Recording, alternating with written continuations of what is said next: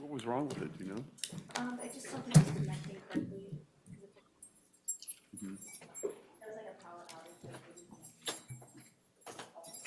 Okay. Back on the record, 21 CR 5052, State of Ohio versus Michael Jason Meade. Do we need to put anything on the record prior to bringing in the jury? Nothing from the state, Your Honor. Not on behalf of Mr. Meade, Your Honor. Let's go get the jury.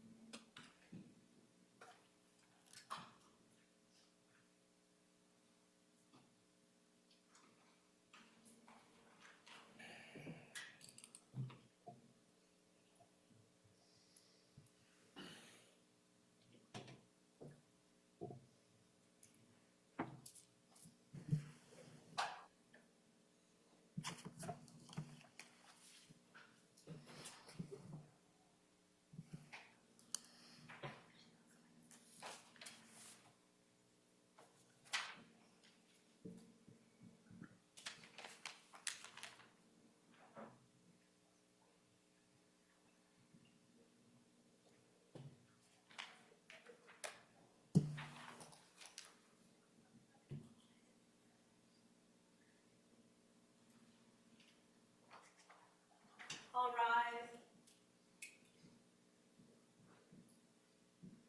Jill, now Linda is taking your position. If I take a plea, this screen's up and I can't see whether she's even there. She's left-handed, so she sits that way. What she does? Left-handed, that's why she sits that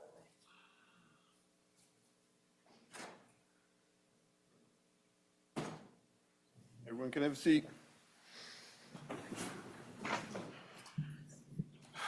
Hope everyone had a good lunch. You can call your next witness. Thank you, Your Honor. Sorry.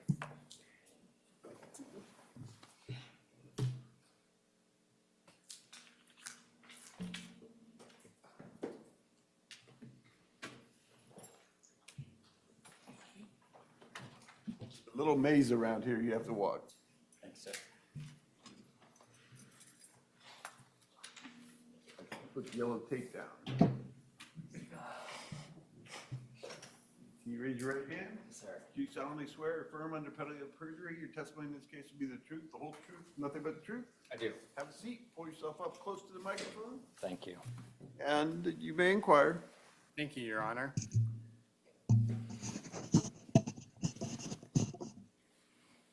Good afternoon, sir. Would you start by please stating and spelling your name? Yes, my name is Seth Stoughton, Sethstougton.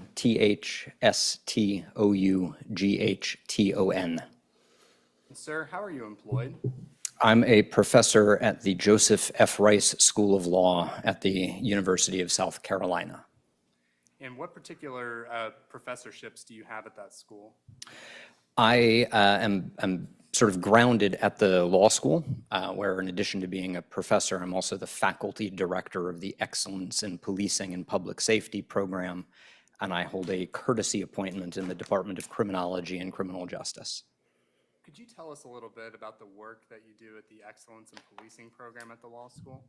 Sure. The EPS program, Excellence in Policing and Public Safety, was funded by the South Carolina legislature about a year and a half ago to really develop police professionalism in the state and around the country. So we have two different broad buckets, one of which is training and professional development. Right now we have two cohorts of police executives who are going through our leadership and management training program. We also have a research and technical assistance bucket where we really provide practitioner-oriented research, helping police agencies with technical or research-based matters that they ask for help with. For example, how to put together better promotional processes. And with respect to these two buckets that you described, what is your role in all the work that this center is doing? So I'm the faculty director. I put together the initial proposals that got legislative funding. I oversee our staff and faculty, both the full-time staff and faculty, as well as any adjuncts or part-time. I oversee the executive director, the director of training and professional development, a director of research and technical assistance. Right now, only one of those positions is filled. We have several instructors who we've used on a part-time basis, but we're working on getting them hired full-time. I basically oversee and manage and approve everything. I'm also heavily involved in the development of the content, for example, in the training courses and the delivery of it. So I teach all of our courses as well. And then along the lines of that teaching, you mentioned that you were also a professor at the law school, and can you please tell the jurors what courses you teach there? Sure. So the law school courses are obviously for law students. I teach criminal law, which is a first-year required course in the first semester. I teach criminal procedure, which is a Fourth and Fifth Amendment class. I teach a course on the regulation of vice, which is a policy seminar, and I teach police law and policy. I've previously taught an advanced topics in criminal law course, as well as a reading group on the nature of justice, particularly in the criminal justice system. How long have you been a professor at the law school? This is year 10. Do you do scholarly research in your role as a professor at the law school? I do, yes. Up until about a year and a half ago, I would have said that my job is basically two part-time jobs, one teaching and one research. Now it's more like 3.5 part-time jobs with the EPS program as well. But yes, I produce scholarship as well. And what is your scholarship focus on? I'm a policing scholar, so I research policing, and particularly as a law professor, the regulation of policing. Basically, what that means is my scholarship looks at the legal and other mechanisms that we use as a society to get police to do policing the way we want them to and to not do it the way that we don't want them to. The last few years, I focused, not exclusively, but very heavily, maybe a little longer than the last few years, on aspects of use of force, including tactics in the use of force. Sir, I'll have you talk to the jurors about the experience and education that has led you to the positions that you've described today at the law school. So when you were beginning your career in this field, did you actually work as a police officer? I did, yes. I was a uniformed officer with the Tallahassee Police Department for just under 5 years full-time, and then stayed on another 6 months or so as a reservist. When was that? Oh, that was 2001 until near the end of '05, beginning of '01 to the end of '05 as a full-time officer. I went to a state agency around the end of '05 and left as a reservist probably June or July of '06. To become a police officer at Tallahassee, did you have to undergo training? Yes. Can you tell the jurors what training you went to become a police officer? Sure. So there were 3 components to my training. The first is pre-service training. I attended a Florida academy. Florida has regional academies, so I attended the Pat Thomas Law Enforcement Academy. That was about 5 months or so, 6 months or so, right around there. Once I graduated from the academy and started training at my agency, we had some period of pre-service classroom training, sort of an extension of the academy that was specific to my agency. And then there was field training where I would be riding with more experienced field training officers. So I finished training starting in the beginning of '01. I think I finished training and was solo. That is, I was riding by myself in a police car in November of '01, I think. Would you please describe to the jurors generally the assignments that you had during your time as a police officer in Tallahassee? Yes, my primary assignment was to the Uniform Patrol Division, which means I was one of the guys in uniform riding around, answering calls for service and conducting traffic stops. In addition to that role, I had a couple of other supplemental roles, the other duties as assigned that every job seems to have. I spent about 2 years on our special response team. I taught report writing. I helped with policy development as we adopted some new technologies. I taught community self-defense classes and like kids self-defense classes as well. Can you tell us a little bit more about what you did on the special response team? Yeah, the special response team at my agency was one of two tactical teams. We had what we called TAC, Tactical Apprehension and Control, which was essentially a SWAT team. And then we had the SRT, the special response team, that focused on riot response and crowd control, sort of large-scale incident response. In these roles as a patrol officer and working with the special response team, did you have training on the use of deadly force? Yes, extensive, both with the sidearm, the handgun that we were issued, as well as a patrol rifle. And what do you mean by patrol rifle? What kind of weapon was that? So our platform, my agency used an AR-15. So it was mine was a Rock River Arms AR-15. And in addition to the training on using those weapons, did you have occasion to present and have to use the weapons as a police officer? Thankfully, I never had to discharge any of my firearms except in training environments. I certainly drew or deployed and presented or pointed the firearm on some number of occasions, yes. And of course, as you were working as a patrol officer and special response team, did you have to respond to calls for service for various incidents Oh, yes. and write reports? Yes, plenty of reports. And then how did you transition over to you mentioned you were at the Florida Office of the Inspector General? Yes, so when I left the police department, it was to take a job as an investigator in the Office of Inspector General in Florida's Department of Education. As an investigator, I looked at both, it's kind of like internal affairs, but for the State Department of Education. So I wasn't investigating teachers, but I was investigating criminal and administrative misconduct or allegations of misconduct relating to the Department of Education. Everything from theft to sexual harassment to private school tuition voucher fraud. And along your work in law enforcement, were you working on your undergraduate degree? Yes, I was. I'm a little bit slower than the average bear, so it took me 10 years to get a 4-year degree. And you were doing that alongside your work as a police officer and then with the work as the Inspector General? Yes, that's correct. And then I understand that you went to law school. Can you tell us about that, where you went? Sure. In 2008, my family and I moved to Charlottesville, Virginia. I went to the University of Virginia School of Law for the 3 years of law school and finished on time, I will add. And with respect to this academic route that you've taken, did your experience as a police officer inspire or shape the professional role that you've kind of shaped for yourself? It certainly ends up that way. That was not my original plan when I went to law school. I thought I had been there and done that and was done with the policing and criminal law stuff. But in law school, I got really interested in studying these rules that I had lived as an officer and now got to see studying as a law student. So it kind of took off from there. I can't say that everything about my experience as an officer drives everything I do as a policing scholar, because my scholarship is not just about my anecdotes, right? My anecdotes are the experience of one officer, and scholarship is supposed to be broader and more generalizable.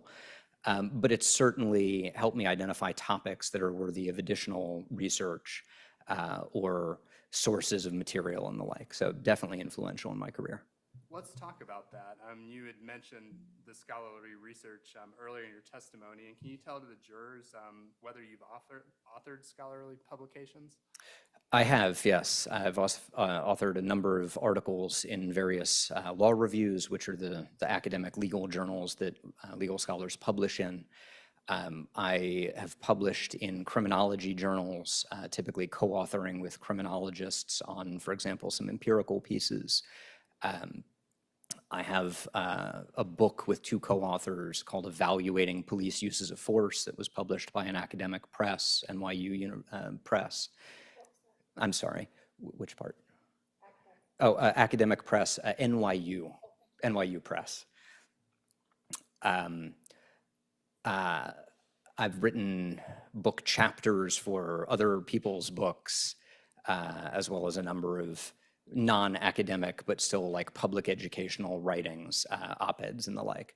I just wrote one on citizens arrest for like a kids program with an outlet called The Conversation, for example.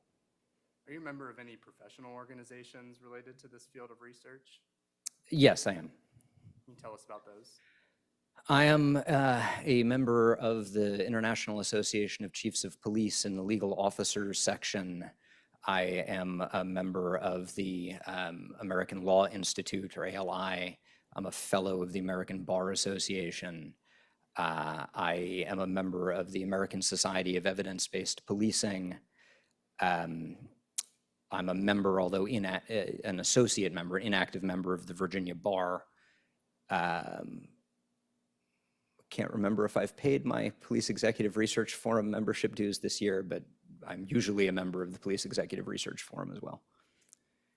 In addition to the work that you've described at the University of South Carolina Law School, do you do consulting and research with other police agencies?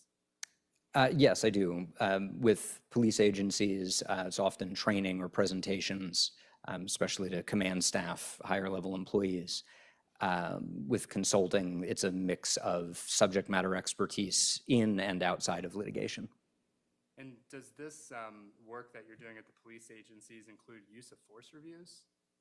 Often, yes. So I've done training, for example, for the city of Chicago on particularly using video footage in the process of evaluating use of force incidents. Yes. And do you speak or lecture on policing and use of force in other areas besides police departments and academia?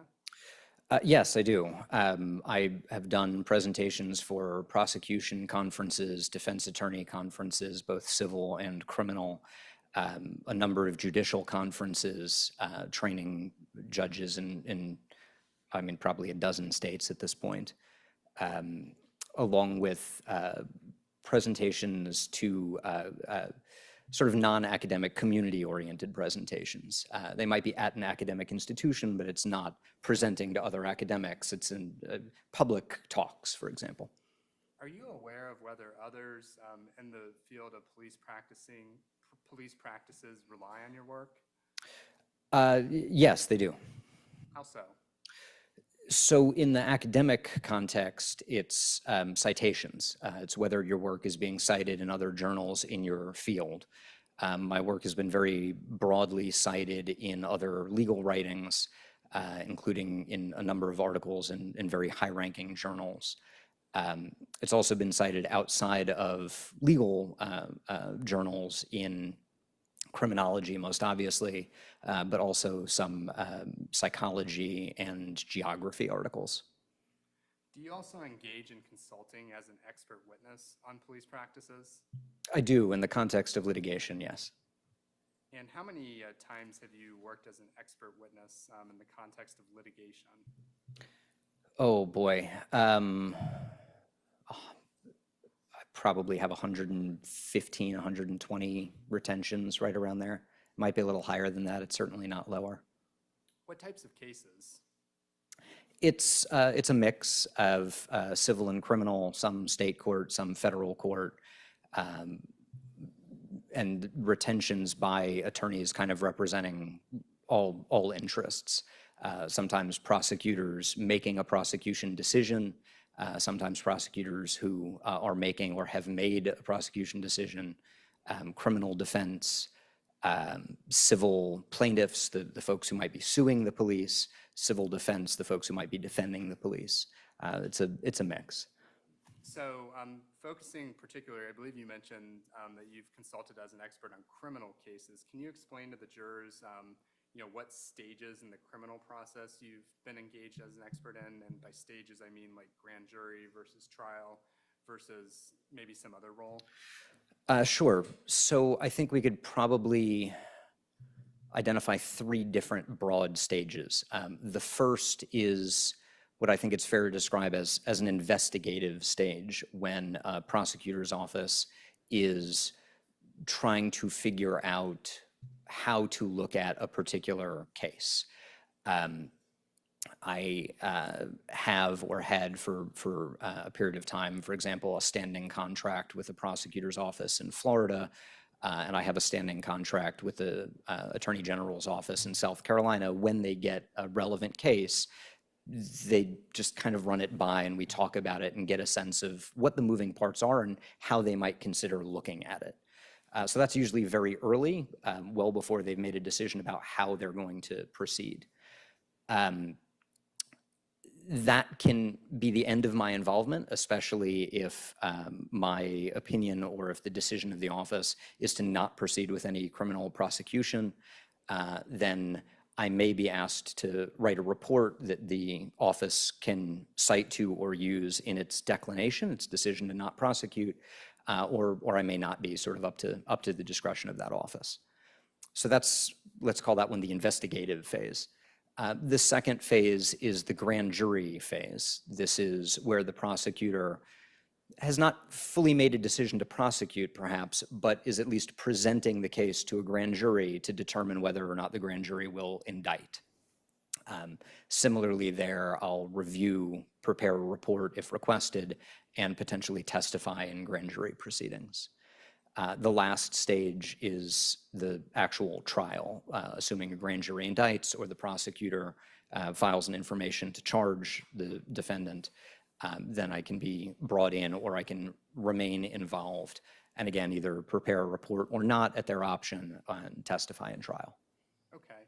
And in these roles on working on criminal cases, have you reached conclusions that an officer's conduct was consistent with generally accepted police practices? Yes. And have you also, through your work as a consultant on these criminal cases, reached conclusions that an officer's conduct was contrary to generally accepted police practices? Yes. Do you charge a fee for your services? I do, yes. And what is that fee?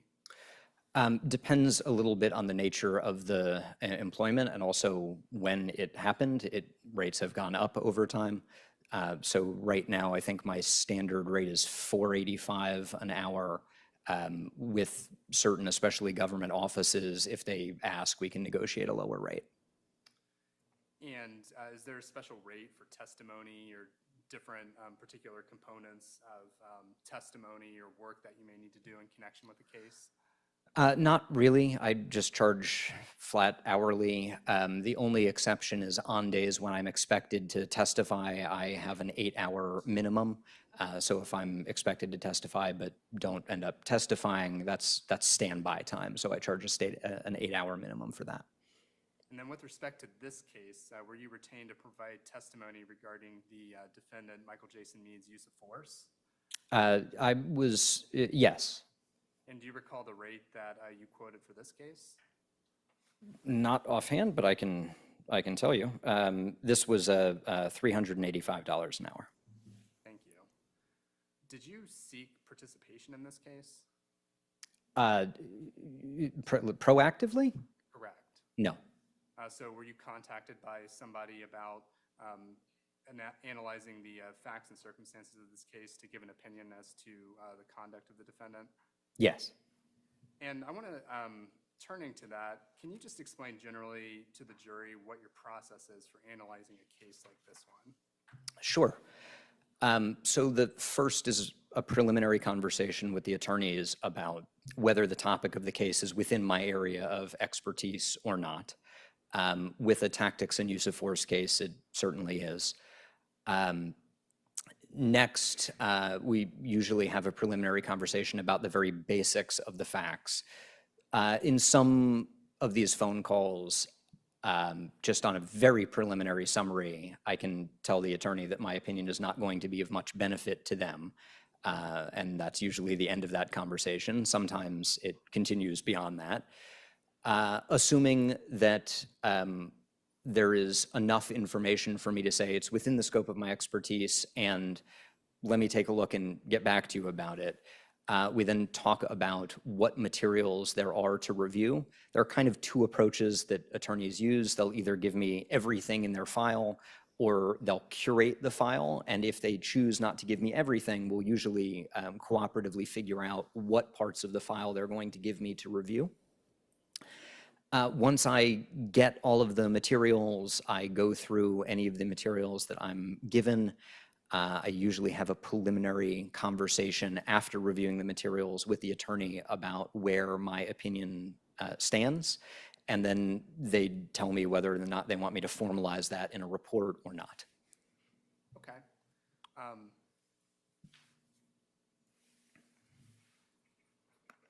May I approach, Your Honor? Okay. Mr. Stoughton, I'm going to hand you a document that I've marked for identification purposes as State's Exhibit 36. All right. You recognize that document? I do. What is it? This is a copy of my report submitted on June 5th, 2023. That's for this case? Yes, it is. That's the report that you wrote after following the general process that you've described to the jurors for taking in materials and analyzing the case? Yes, that's correct. Is that a fair and accurate copy of your report? I haven't looked over every page, but it appears to be. And would it help your testimony to have that as a reference in explaining the conclusions that you reached? It certainly could, yes. Okay. So first I want to talk about the nature of the evidence that you received and reviewed to provide an opinion with respect to this case. And can you tell us, just kind of at a high level, the nature of the information that you received in order for you to analyze what happened here and give your conclusions? Sure. So very briefly, there were some investigative reports, statements from Deputy Meade and some of the other involved officers, body-worn camera video, at least one security camera video, some other miscellaneous documents, autopsy coroner reports. I think that's probably at least at a high level. I can go sort of document by document if you like, but that's about it at a high level. I'll ask about some particular things. Did your review include looking at a recorded interview of Task Force Officer Rosser? Yes, it did. And you mentioned some surveillance video, and was that surveillance video from St. Matthias Church of Carl and Ferris Road and Ferris and Estates Place Road? Yes, that is correct. Did you look at photos of the scene? Yes, I did.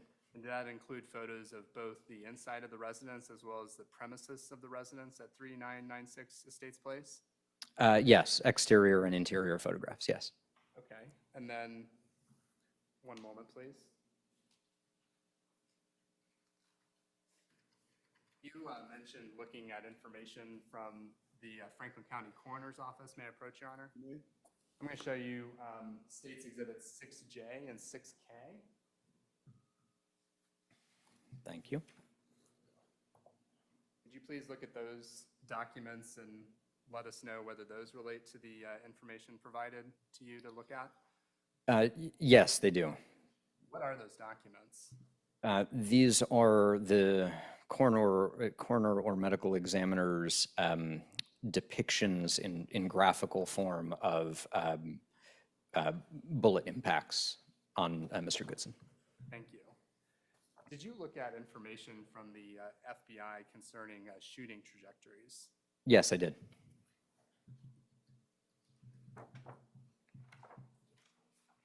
May I approach, Your Honor? May. So I'm going to show you what's been marked as States Exhibit 10. Please look at this document and let us know whether you recognize it. Yes, I do. What is it? This is a diagram of the exterior and interior of the house, Mr. Goodson's house, with the storm door depicted along with sort of yellow lines indicating bullet trajectories. And what materials does that diagram relate to in terms of the ones that we've discussed so far in your testimony? Is that from the FBI trajectories? Yes. And then finally, if you give me one moment, please. May I approach? I will show you States Exhibit 28.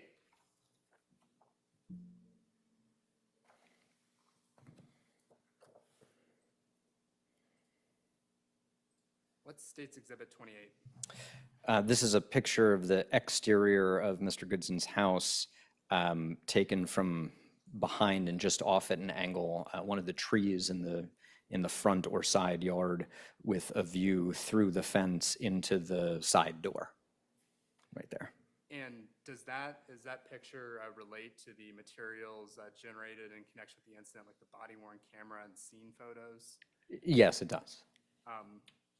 And did you actually even visit the scene? Yes, I did. Can you explain to the jurors what you did there in connection with visiting the scene? Sure. When I came up, I was taken out to the scene. The scene visit we did in sort of three parts. First, going to the church through that intersection, looking at the church and going into the church parking lot, so I could get an idea of the angle of that security camera and the security video from the church. We then drove to Estates Place and parked just down the road to get a sense of that general environment, and then proceeded to go inspect the exterior of the house and yard, as well as the immediate interior of the house, not proceeding in past around the kitchen area. Turning to your report, did you rely on your training, practical, and academic experience to reach the conclusions that you made with respect to this incident? Yes, I did. And are the opinions and conclusions that you reach within the generally accepted standards in your field? Yes. And before we get to your specific findings in this case, would you please explain to the jurors the methodology that you use and the factors that you consider when you're evaluating police conduct and uses of force? Sure. So after I review all of the materials, my job as an expert is to assess whether the officer's decisions and actions were consistent or inconsistent with generally accepted principles and practices in policing. So I'll define the difference between those things and then define what I mean by generally accepted. Sometimes some aspects of policing are definite and defined enough that we can actually articulate protocols. This is how to handle a particular situation. When officers perform a certain type of traffic stop, for example, called a felony stop or a high-risk stop, there's a protocol, a set of procedures that we use. When we're talking about something that has a set of procedures, we generally talk about police practices. But policing is also very dynamic and subject to a range of interactions where we can't possibly develop well-rounded protocols for everything. So in addition to protocols, we also have generally accepted principles. Principles are the concepts and ideas that we might apply in any given situation, even if it falls outside of those situations where we have a set protocol.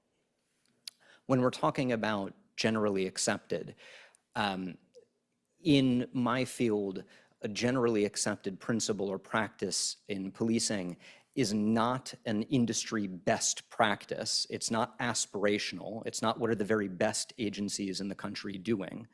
It's instead, if you went to just about any agency in the country and you asked a reasonably well-trained, well-educated, experienced officer, is this about how you do things? They should say, yeah, that's about how we do things. Policing is hyper-localized in the United States. We have 18,000 different agencies. So there's a fair amount of room for deviation between how one agency does things and how another agency does things. The reason that we use generally accepted principles and practices is to identify the common behaviors across the profession, as opposed to trying to just rely on every agency's individual policies. With so many different police agencies across the country, how do you identify and come to a conclusion, especially with respect to the principles that you've described, as to what is generally accepted? Yeah, that's where knowing the field becomes so important. Because policing is hyper-localized, we don't have a single authoritative book that we can point to, right? Like accounting has generally accepted accounting principles. They're in a book. You can go buy the book. We don't have that in policing. So instead, what we look for is a combination of things. Generally accepted principles and practices can be reflected in statements by authoritative bodies like the International Association of Chiefs of Police or the American Law Institute or the Police Executive Research Forum. I want to be clear, Just because one of those entities said something does not make it generally accepted. It's not the fact that they said it that makes it generally accepted. It's often the fact that it's generally accepted that's why they said it. So we look to those organizations and others to try and identify what generally accepted principles are. We also look across practices at well-formed agencies, well-governed, well-run agencies to figure out what their standard practices are. We look at police training, especially over time. I mentioned the felony stop or the high-risk stop protocols, for example. Those are something that have developed from practice over a period of years that we can trace back and say, this is really when we started introducing these high-risk stop tactics, and at this point they became basically standard training such that almost any academy in the country or any police agency in the country should be training it this way. So let's turn to the analysis that you performed on this case based on the materials provided. And could you, we're going to get into the details, but just so the jury has context for your analysis, give them kind of a high-level overview of your understanding of the facts of this incident. Sure.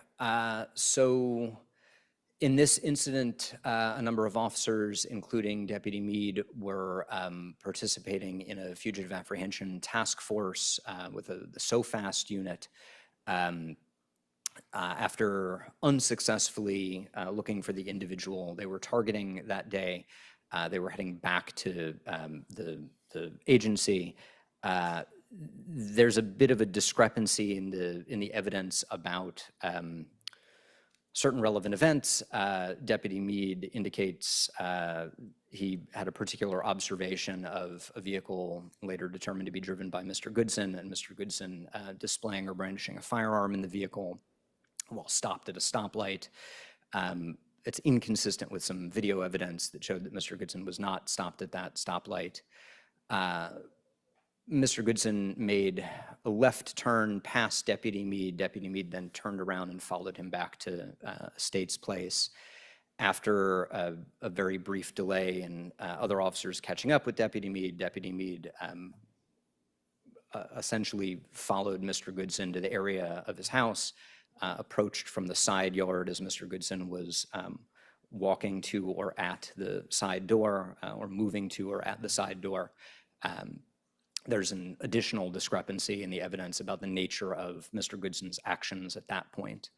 Under one version of the facts, as I understand them, that is Deputy Meade's statement, Mr. Goodson turned and leveled a firearm at him. And under another plausible reading of the facts, he did not. Sir, I understand that you looked at the incident going from that intersection and Deputy Meade's pursuit all the way to the use of force.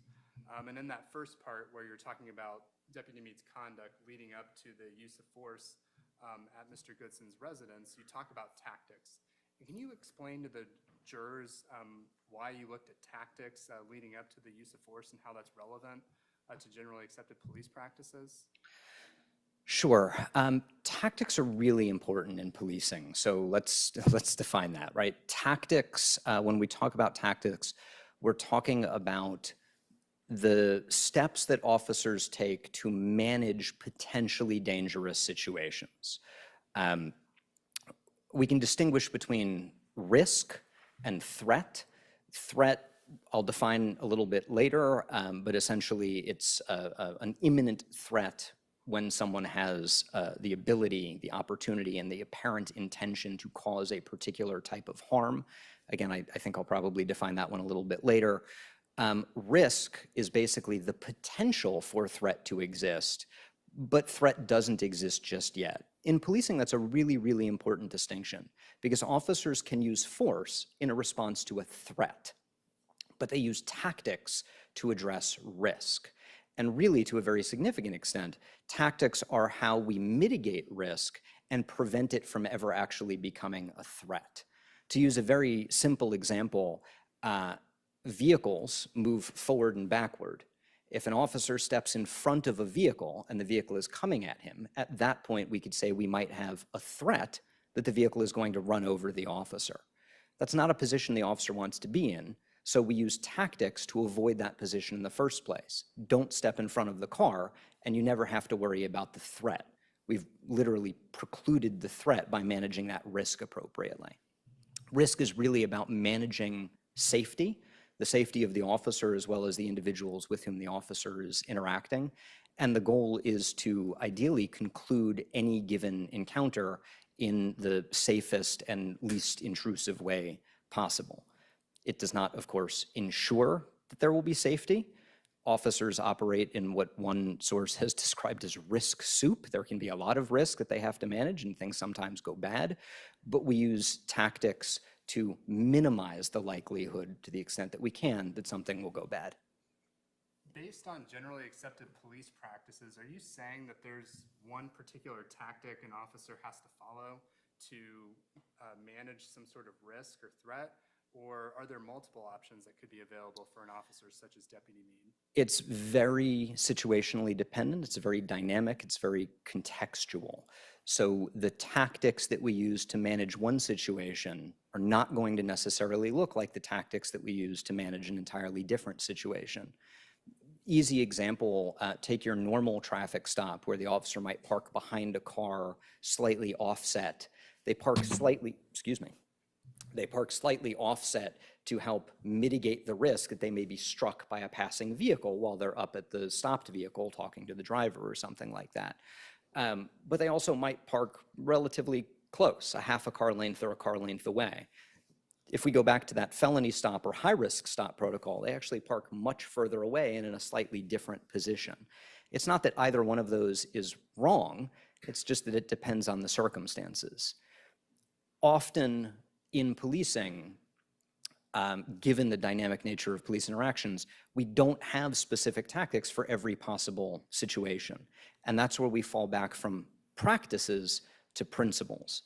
There are a number of tactical principles that officers are trained in and expected to use, like maintaining distance, like using time, or as it's called in police tactical training, creating time.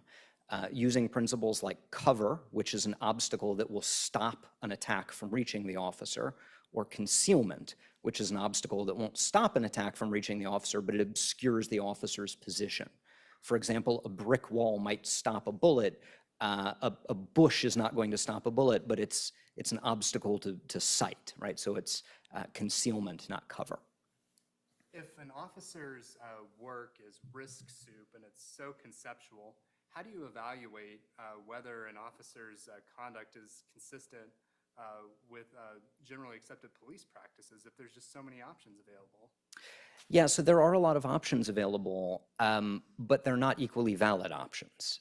What you're looking for, what I'm looking for as you do this work, is trying to identify not what the single best option is, but instead what the range of reasonable options were given the state of generally accepted principles and practices in policing. If we go to that traffic stop example, it might be perfectly reasonable for an officer to park in this position or that position or another position, but it might be crazy for the officer to just T-bone the other car. That's outside that scope of reasonable. So when I'm teaching my law students, I usually use like a spectrum, right? There's a spectrum that's reasonable, but at some point you cross that line and it's unreasonable. How do we determine what that line is? We go back to looking at generally accepted practices and principles that officers are supposed to operate under. Now, in engaging this analysis, isn't this Monday morning quarterbacking 2020 hindsight? I mean, how do we square that concept with the risks that officers are perceiving and what they're supposed to do in these situations? Yeah, it's a great question. So it is certainly reviewing what an officer did, but that we need to review what an officer did, right? The admonition in policing to avoid Monday morning quarterbacking does not mean we just don't review what officers did. We can still review and critically the decisions an officer made and the situation they were in. But there are some parameters that we use to make sure that that review is consistent and fair. One of the parameters that comes up is looking at the information at the scene, at the scenario, as it would have appeared to a reasonable officer at the time. So we don't, for example, include information that wasn't available to the officer at the time and pretend it was. That's a little bit abstract. Let me give you a concrete example. If an officer is interacting with someone and that person makes a fast stabbing motion with a rigid, shiny object, and the officer shoots that person and says, "I thought they were stabbing me with a knife," then what we will do is we'll look at the information available to the officer and we will say, would a reasonable officer in that officer's position have also drawn the conclusion that was a knife? And if the answer is yes, then we treat it as if it was a knife, even if it turns out that it was a harmless plastic toy not capable of cutting an officer at all. We do that because if we pulled in that information that we only learned after the fact, well, that wouldn't really be fair to the officer. We would be attributing to their decision-making process information that they just didn't have available to them. So the first parameter that we use is we look at the information as it appeared to the reasonable officer on the scene. Importantly, that's not fully subjective. So we don't just say, well, what did this officer say he saw? That matters, but what we look at is what would the reasonable officer on scene have observed? And to use an example of that, if an officer says entirely honestly, this guy was coming at me with a raised knife, but there's video of the incident and the video shows that the person was sitting quietly on the curb the entire time, we're not going to take the officer's description of those events because they're just unreasonable in light of the other evidence. We will instead say, based on this body of evidence, what would the reasonable officer have seen at the time? That's what we'll use as the baseline of facts to analyze whether this officer acted appropriately or consistent or inconsistent with generally accepted principles and practices. Are you saying that anytime there's a fact that isn't reasonably available to the officer at the scene, that fact has no role in the analysis? Or are there some circumstances where something that may not have been known to the officer is still somehow relevant to assessing that officer's practices? There is a very narrow way in which information that was not relevant to the officer is still part of the analysis. But I want to be careful here because it's not about assessing the scene as if the officer was aware of that information. It's instead about figuring out whether the officer's perception was reasonable or unreasonable. So the difference between asking whether their action was reasonable or unreasonable, or acting whether their perception was reasonable or unreasonable. Let me give you an example of that. If an officer says that someone was reaching for their waistband in an aggressive way as if reaching for a weapon, we don't know at that point whether that person had a weapon in their waistband or not. And it would be incorrect to assume that the officer knew that that person had a weapon or did not have a weapon based on information we discover later. But if there is a weapon in the waistband, all other things being equal, that tends to support the officer's observation that the person was reaching for their waistband. It's not dispositive, it doesn't prove it, because it's possible for someone to have a weapon in their waistband but not actually reach for it. But it helps us identify whether the officer's perceptions are more likely reasonable or unreasonable. The same thing is also true if there's not a weapon in the waistband. All other things being equal, we might say, well, how could the officer have reasonably perceived that this person was reaching for their waistband when there wasn't anything in their waistband? Again, it's not dispositive. There are reasons that someone might reach for their waistband even without a weapon there, but it is relevant to the determination of whether the officer's perception that the person was reaching or not was reasonable. That's the first part of that analysis. The next part is, okay, what did the officer do, and was that reasonable? And for that, we don't incorporate the existence or non-existence of a weapon in the waistband because we've already established what the reasonable officer would have perceived at the time. Does that make sense? Yes. So turning to the specific facts of this case, I want to focus your attention on the portion of the incident where Deputy Meade made a decision to drive to Mr. Goodson's house. Did you, based on the facts and circumstances as presented to you and you've summarized for the jury, what conclusions did you reach with respect to this component of the incident? So stopping at the point after he is driven to the house? going up to the house. So Yeah. the first part of the incident where he's at the intersection and then he goes up to the house. Okay, on foot, No. or just driving? Driving. Okay, all right, that's what I was asking, like driving up to the house. So there are aspects of that series of events that are simply not consistent with generally accepted principles in policing. There are aspects of it that are, assuming you believe Deputy Meade's statement about what he observed at the intersection, then certainly additional investigation is warranted. But one of the generally accepted principles in policing is that officers need to communicate with each other, and particularly they need to communicate with their dispatcher, the person on the other end of the radio who is keeping track of where officers are operating, so that they can ensure that they have appropriate tactical resources available, including other officers, and that any other officers that they have are all kind of on the same page about what's happening and who's doing what. My understanding of the facts in this case is that that didn't really happen. There was very limited, abbreviated communication. There was a lot of confusion. And at the time when Deputy Meade moved his car from where it initially parked on Estates Place closer to Mr. Goodson's house, the other officers were not prepared to assist him in whatever operation he was engaged in. What do you mean by not prepared to assist? What specific facts were you looking at in this portion of the analysis? So there are really three. The first is that they didn't know what was going on, whether Deputy Meade was pursuing the individual whom they had originally been out to that area to attempt to arrest. The second is relating to the equipment. My understanding from, Officer Rosser, is that he had not yet had time to put on his ballistic vest, his tactical vest, or his gun belt, both of which are critical pieces of equipment that officers would need before interacting with someone, especially someone that they were going to apprehend or investigate for firearms possession. And when you're describing this portion of the analysis, are you talking about the part where Deputy Meade had stopped a little farther north on Estates Place with Officers Rosser and Yorkowitz prior to continuing to drive to the end of Estates Place? Yes, that's correct.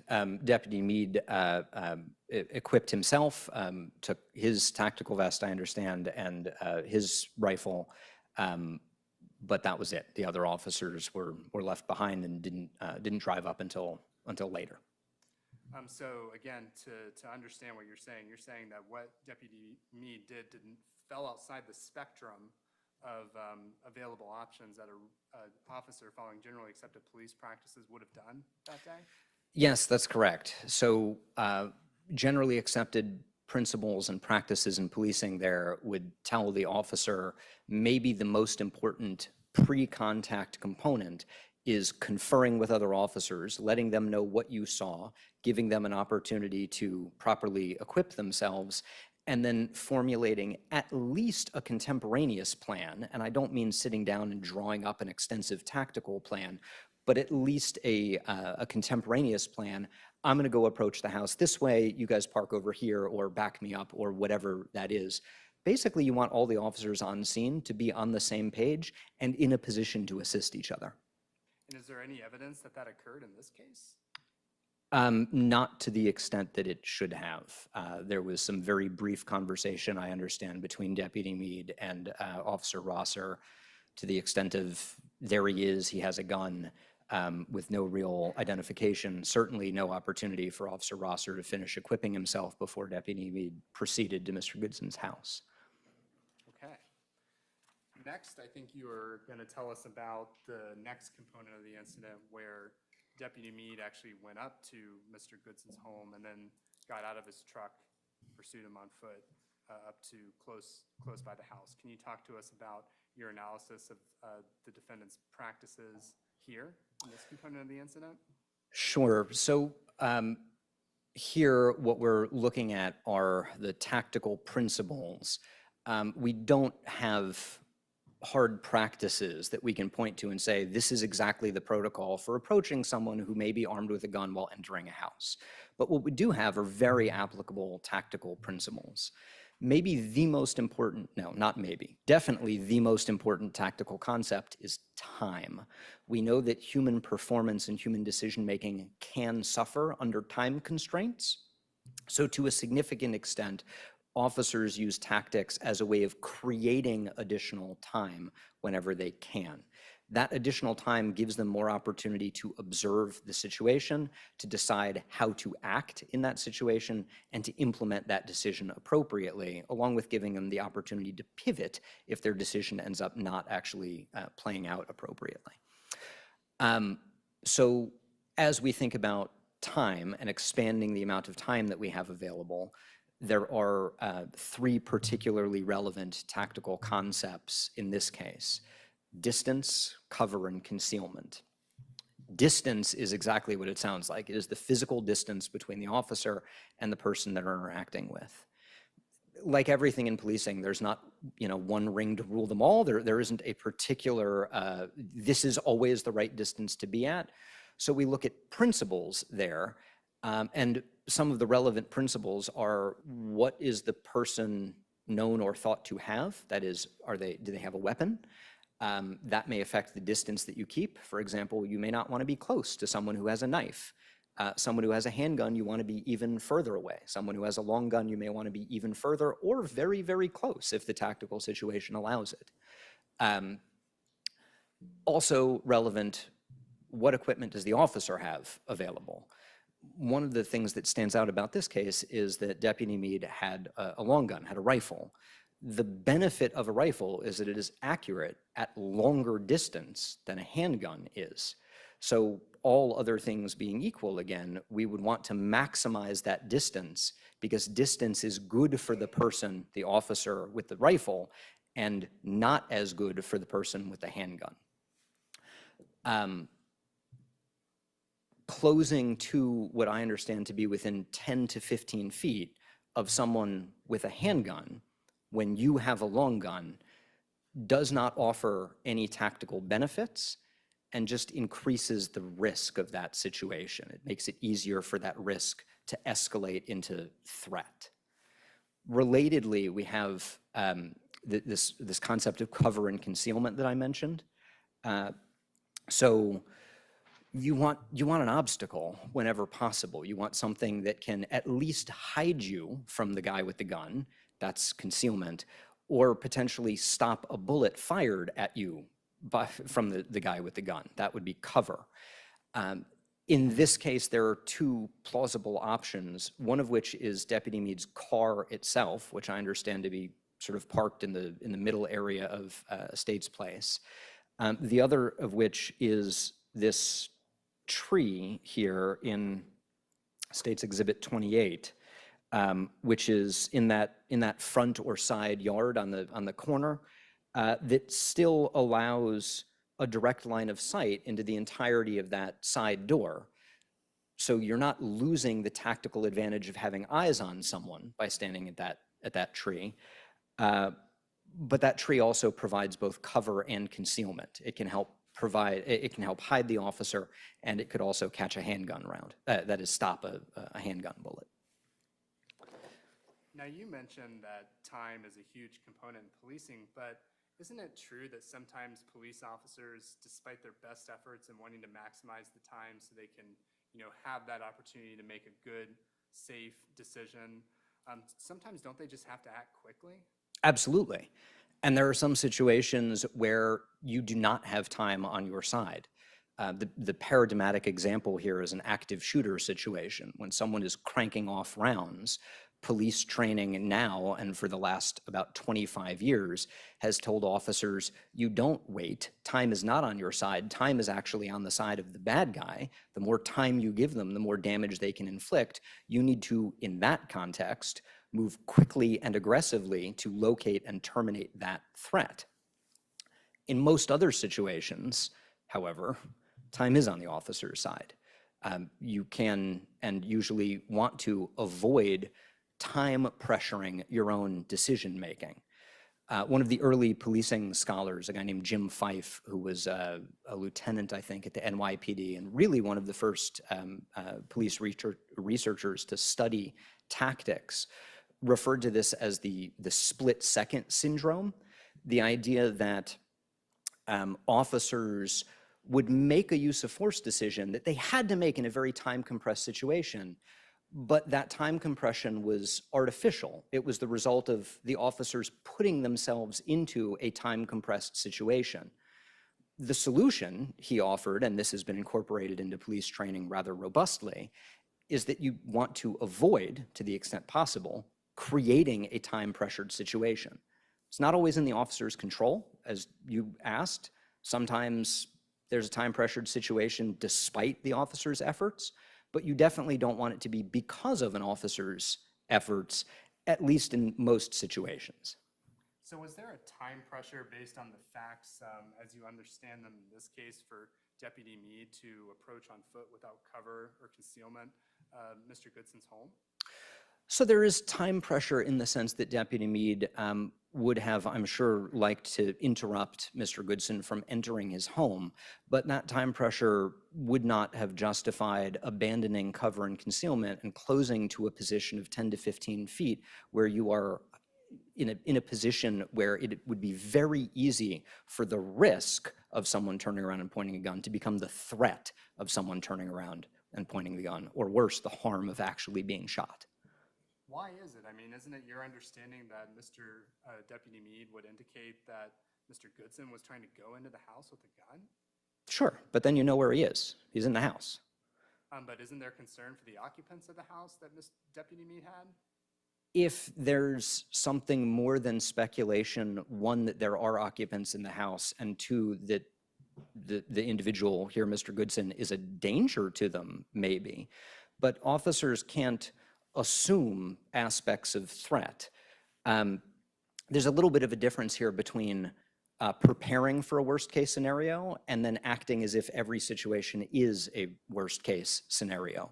We need officers to be thinking about what they're going to do if things really go bad, but they don't get to act as if things had gone bad until things actually do go bad. And the way that we draw that line is we look for specific and articulable explanations to say, this is why I believed this threat that justified some use of force existed, or that this particular risk, which justified whatever use of tactics, actually existed. Are there specific and articulable bases in the record of this case, as you understand it, for Deputy Meade to believe that he needed to disregard that time advantage he could have had and approach Mr. Goodson as he did in this case? No. Would you explain a little further? Sure. So there is certainly, as I mentioned, enough information to warrant police intervention and investigation if you believe Deputy Meade's initial statement about Mr. Goodson's actions with the firearm in the car. So you have someone who is mishandling a firearm, pointing it at people. That's certainly not a great situation, and we want to get the police involved in that. But when it comes to entering the house, the only information we have is we have this guy who has a gun who's going into a house, which is not abnormal unless you have information that he doesn't belong in the house, that he's a danger to someone in the house, some specific information that if he gets into the house, there is going to be a threat situation, not just speculative, something bad might happen. To put this in a little bit different context, something bad might be happening in literally every house that the police drive by, right? Something bad might be happening every time officers watch someone go into a house. Something bad might be happening every time officers watch someone who they think or know has a firearm go into a house. But that's not a good reason to disregard tactical principles, especially if the result of disregarding tactical principles is an increased likelihood that someone's going to get shot, either the officer, in which case they can't help anybody, or the subject. Thank you. I want to talk to you about the last portion of your analysis where you talked about the actual shooting that took place where the deputy shot Mr. Goodson there. Sure. Can you talk to us about the general framework you use for analyzing the specific use of force? Yes, so analyzing the use of force is basically identifying two things and then comparing the relationship between them. We need to identify the nature and severity of the force that the officer used. And then we need to identify the nature of the threat, if any, that the subject presented. I'll define both of those terms in just a second. Once we figure out what did the officer do in terms of use of force, how severe, what was the nature of that use of force, and what was the nature and severity of the threat the subject presented, then what we're looking for is a proportional relationship between them. That is, given the threat the subject's actions presented, were the officer's actions proportionate? Is that relatively straightforward? As we're identifying the use of force, we're really looking at the foreseeable results of the officer's actions, what's likely to happen.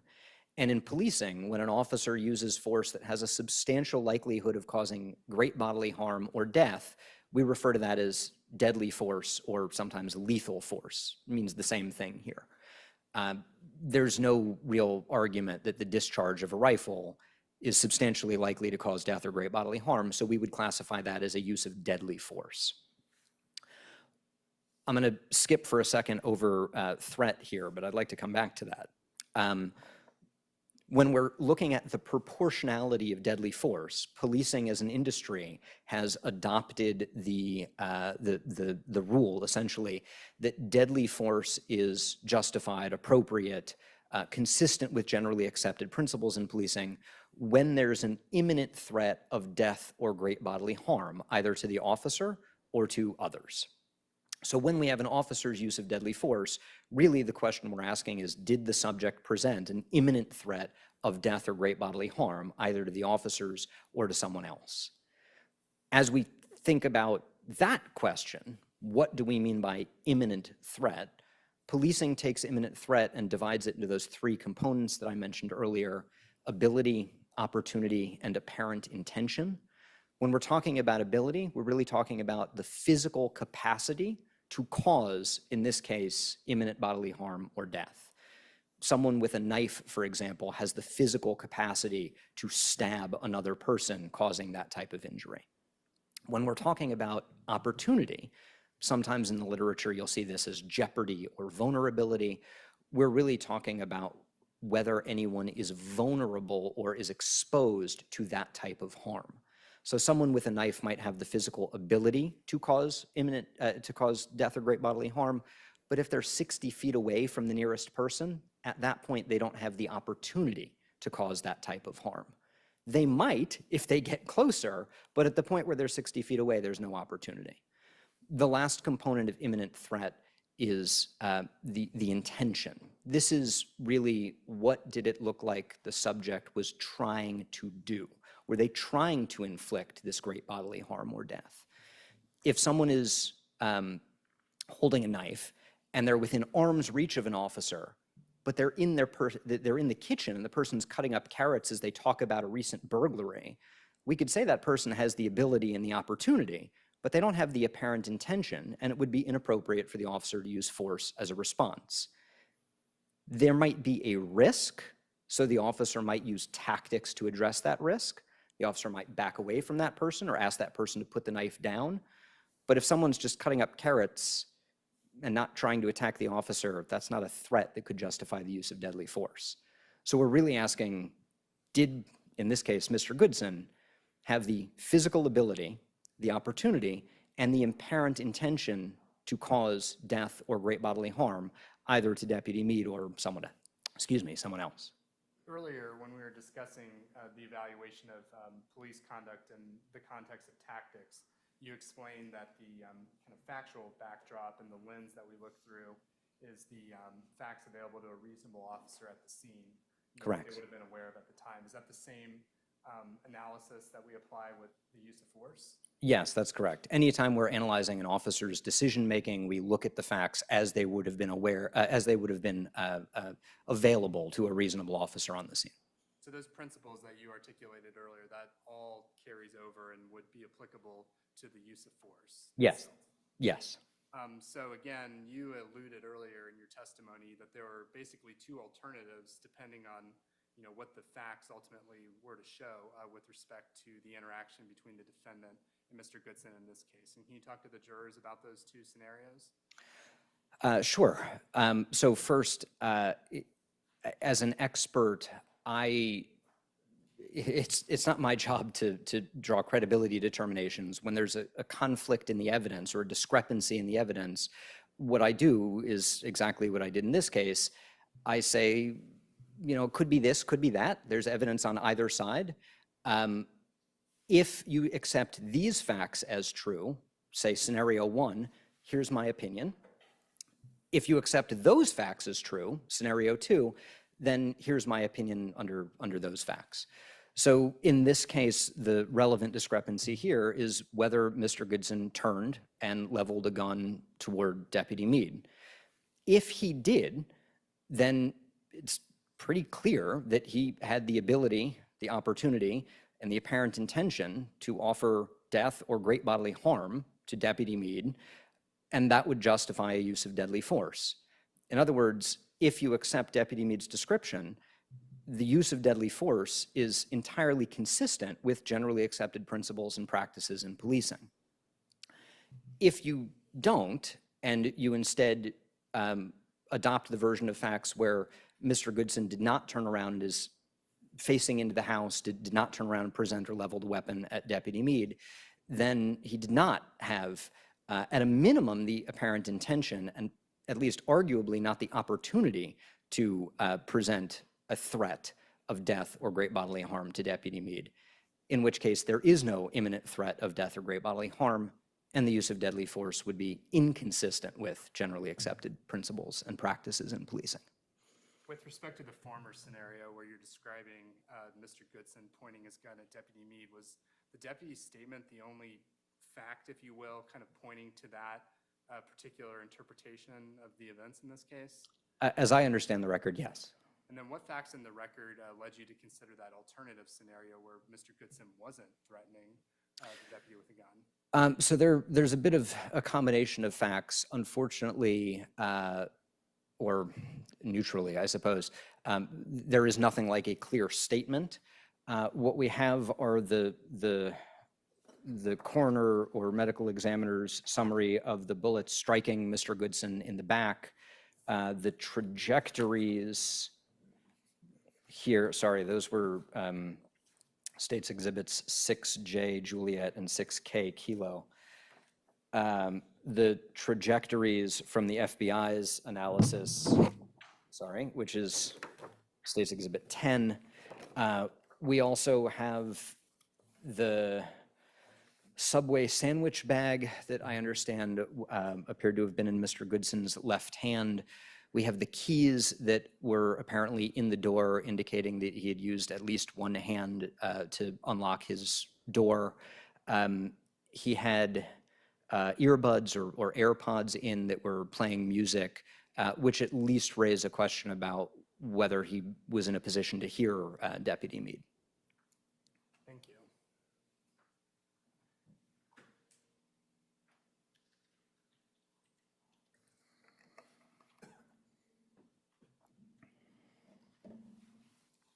Thank you so much, Mr. Stoughton. That's all I have for you this afternoon. Thank you. Councilman approach.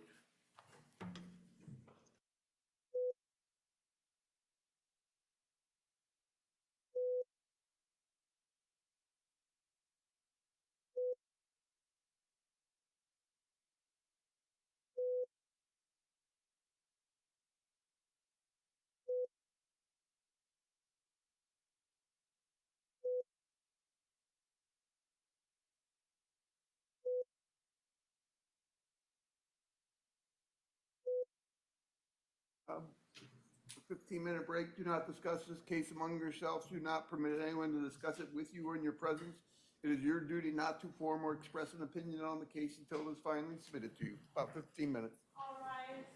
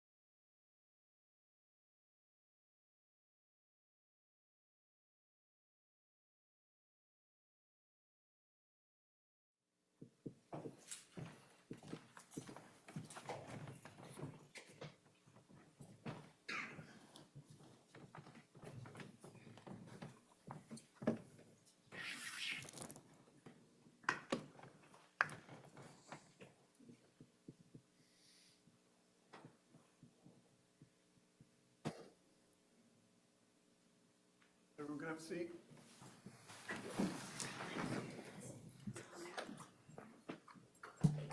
Ladies and gentlemen, I forgot to wish you a happy Fat Tuesday. It's Mardi Gras tonight. So I just remembered when I went back. Any questions on behalf of, on any cross-examination? Thank you very much, Your Honor. May I proceed? Okay? Good afternoon, sir. Hello. My name is Caitlin Stevens, and I, along with my co-counsel, Mr. Collins and Mr. Nolder, both represent Michael Jason Meade in this action. I've got a couple questions for you. If at any point I go too fast or you don't understand my question, please just ask me to rephrase. Sure. You mentioned these three phases by which prosecutors retain your services. One is kind of pre-indictment, two is grand jury, and three is trial level. When were you retained in this situation, sir? Oh, that's a good question. I'd have to look at the dates. I don't think I was involved in grand jury, but I'd have to go back and look. I'm not sure. Well, certainly you didn't testify at the grand jury here, correct? No, I don't think I did. And in fact, you've testified in grand jury on behalf of Mr. Schroyer and Mr. Merkel before, right? Objection. Basis? Well, I just don't want to go into the grand jury substance of it. One approach.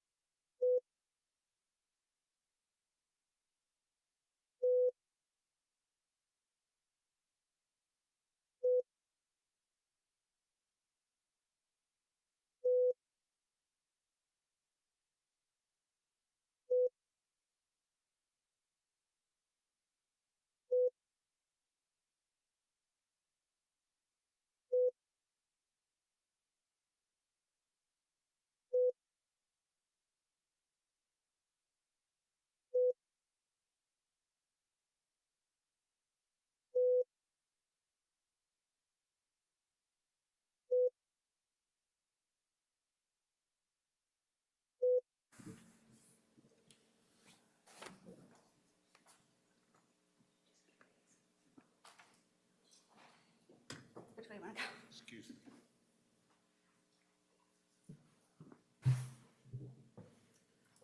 Overruled, you may continue. Thank you, Your Honor. In fact, you have testified on behalf of these prosecuting attorneys at the grand jury before, not this case though, correct? I wouldn't say I testified on their behalf, but I was retained and testified in grand jury, yes. Okay, so you were retained after this case was indicted, right?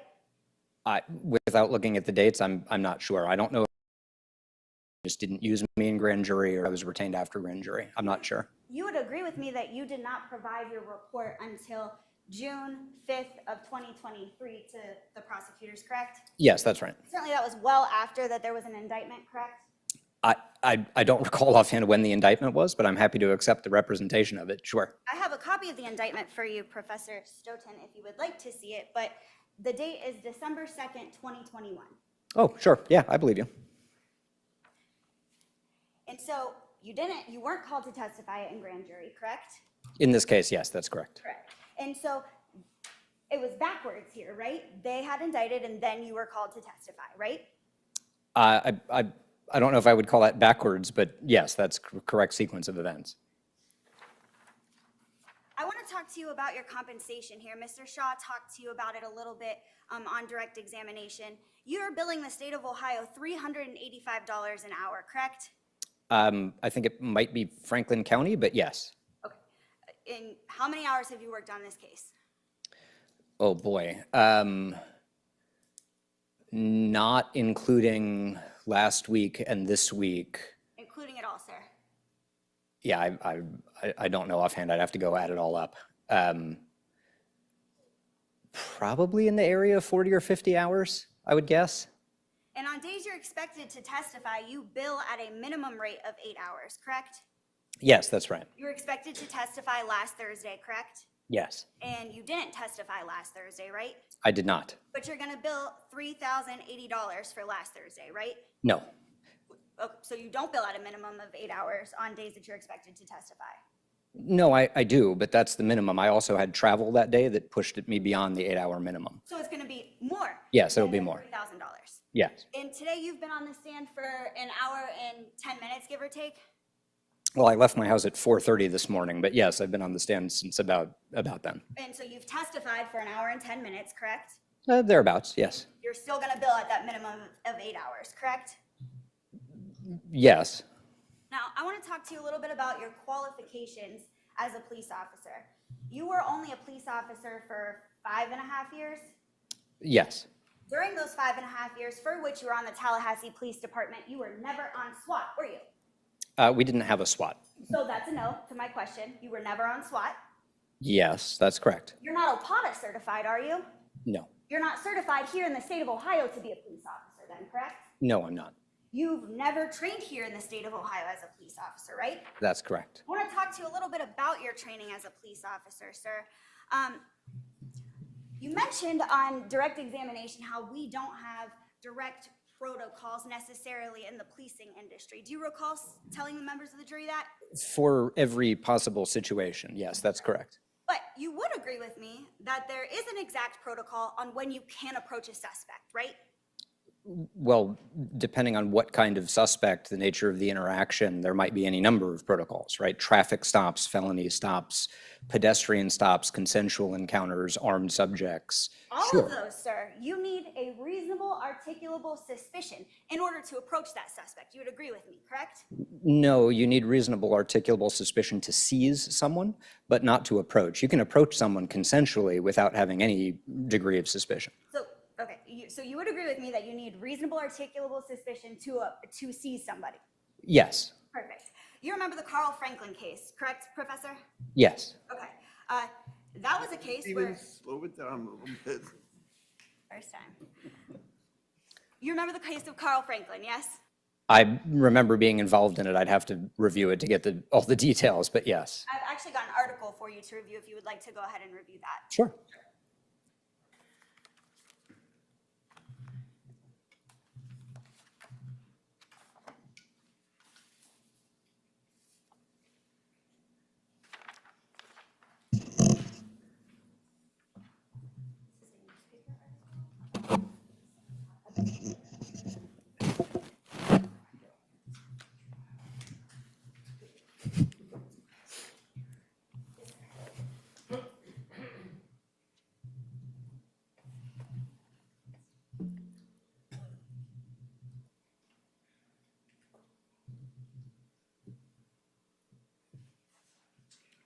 Correct, he's quoted in the article.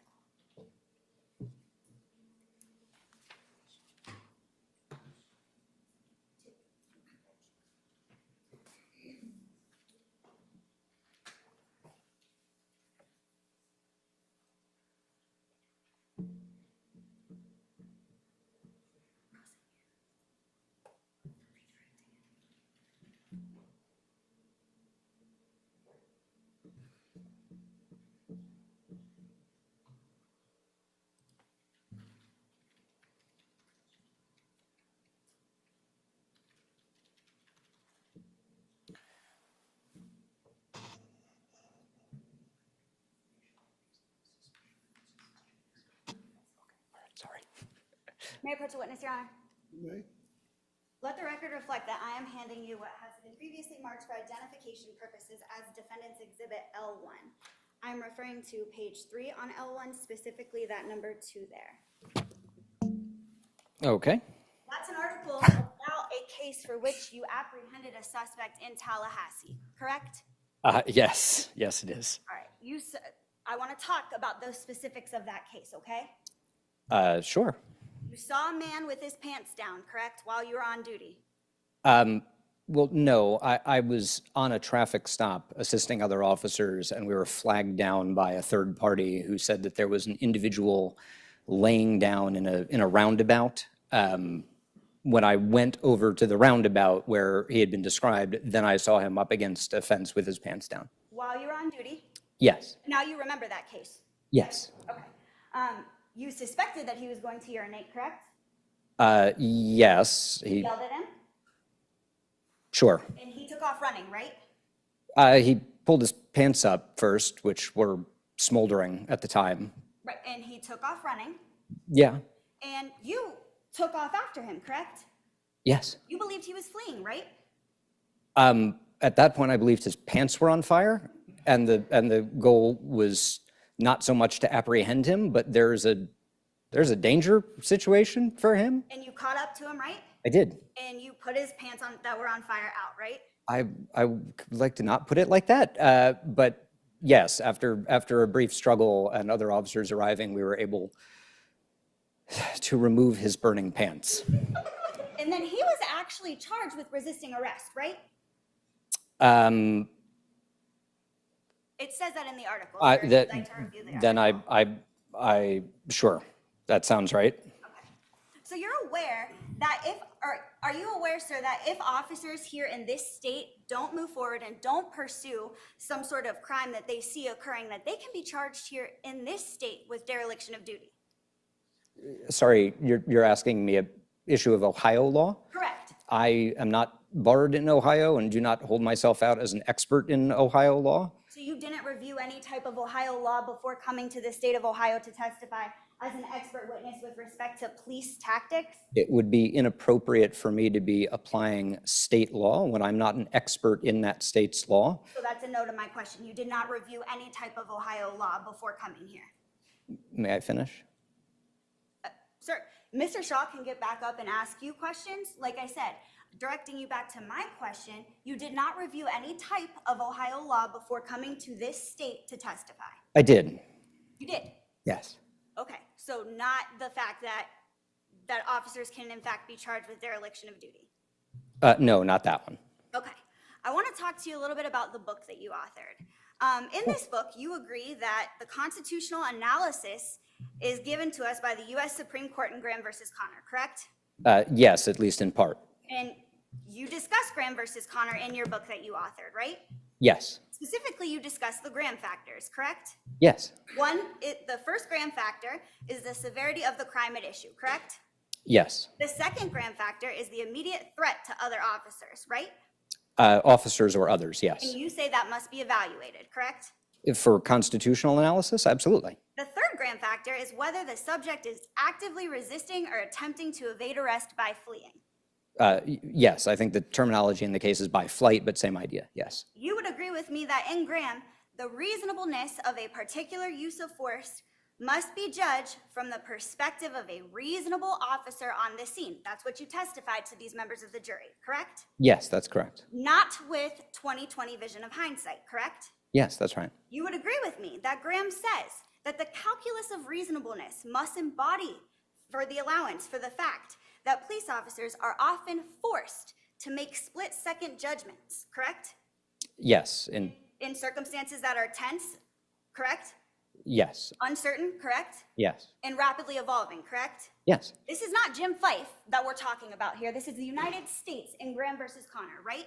yes. This is the Fourth Amendment standard regulating the use of force as a seizure, yes. And you would agree with me that you wrote in your book that reviewers of a use of force can and typically must start their analysis by identifying the perspective of the officer in the moment, correct?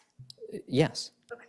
You would agree with me that in your book, you write and Graham holds that the review of an officer's observations must be conducted using only the information that was reasonably available to the officer at the time force was used, correct? yes, that's the 20/20 hindsight issue. So the operative facts in the analysis, Professor, are those that are known to the officer at the moment force was used, right?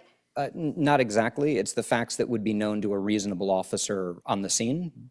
Do you recall a Virginia Law Review article that you wrote entitled A Tactical Fourth Amendment? Yes,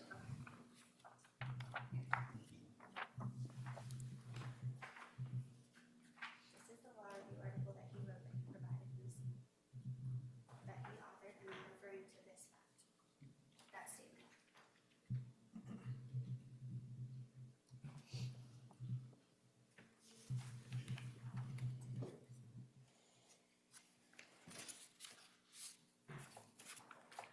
May I approach the witness, Your Honor? What's that? May I approach the witness?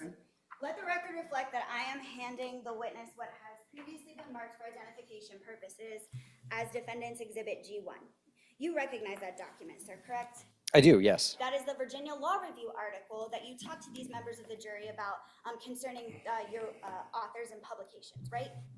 It's one of the articles. I didn't specifically talk about this one, but yes, it's But one that's of the articles that I published. Yes. Certainly one that you wrote, right? Yes. Okay.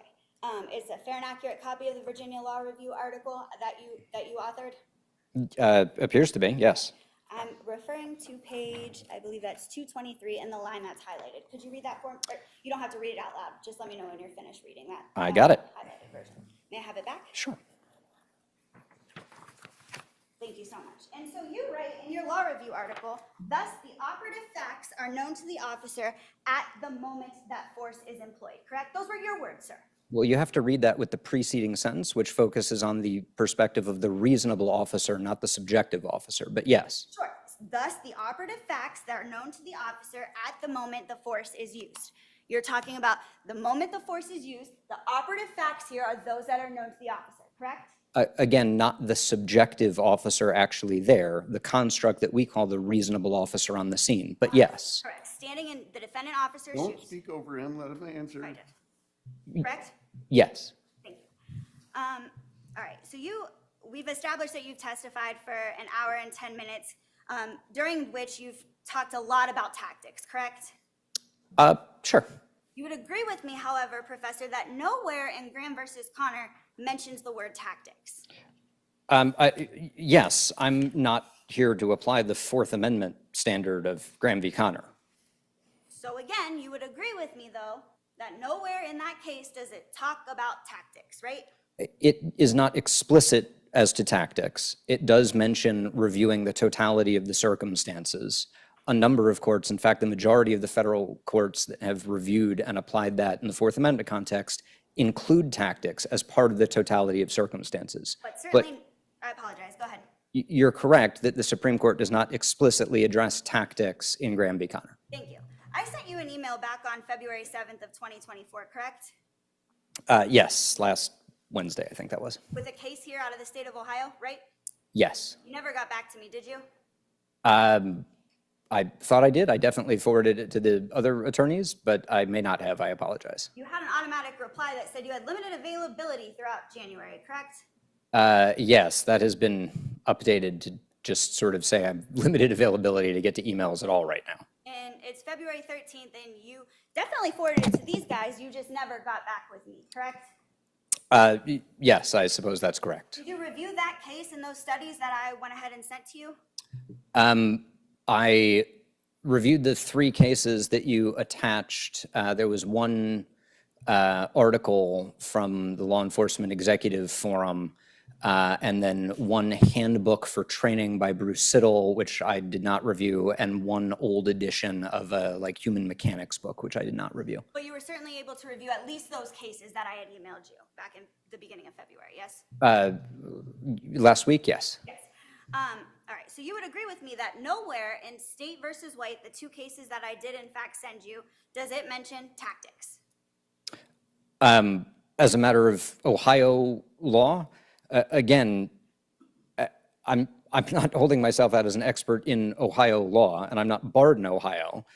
I can give you the answer as a law professor who's used to reading cases, but I want to be clear that the scope of my expertise is not interpreting Ohio law. Sir, you've interpreted tons and tons of laws and tons of cases over the course of your tenure as a tenure professor, correct? Yes. You've interpreted cases on behalf of the American Legal Institute, the ALI, that you told the members of the jury that you are in fact published in, right? No, my role there was as an advisor to the Principles of Law Policing project. It did not involve case interpretation. Certainly you've interpreted cases over the last 10 years of your career, correct? Sure, as a law professor, absolutely. What I do as an expert is not interpret case law, but yes, I'm definitely used to interpreting cases. Sir, you're coming here in the state of Ohio and analyzing a use of force that was done in the state of Ohio, and you're telling these ladies and gentlemen of the jury that you did not review the case that I sent you for your analysis today? I believe my testimony is that I did review it, but I want to be clear that my scope as an expert is not interpreting Ohio law. My scope as an expert is assessing whether an officer acted consistently or inconsistently with generally accepted police practices. Let's talk about that case that Sure. I sent you, sir. Nowhere in that case does it mention the word tactics, correct? No, that's correct. The case incorporates, as a matter of state law, the Fourth Amendment standard laid out in Graham v. Connor. Thank you. You would agree with me that an officer, as a general principle, can in fact be mistaken about what they perceive, right? Sure, either reasonably mistaken or unreasonably mistaken. But even if mistaken, the force can still be reasonable, right? Well, there are two factors there. Potentially, yes, the mistake itself would need to be reasonable, and then the force would have to be proportional to the mistaken perception. But yes, potentially. So an officer can in fact be mistaken, correct? Yes, either reasonably or unreasonably. And you would agree with me that you make a big deal in your report and your direct examination, made a big deal during your testimony about risk versus threat, right? I don't know that I would say I made a big deal out of anything, but it's certainly a relevant distinction, yes. Talked about it for 20 minutes on direct examination, the distinction between risk versus threat, yes? It is an important distinction, yes.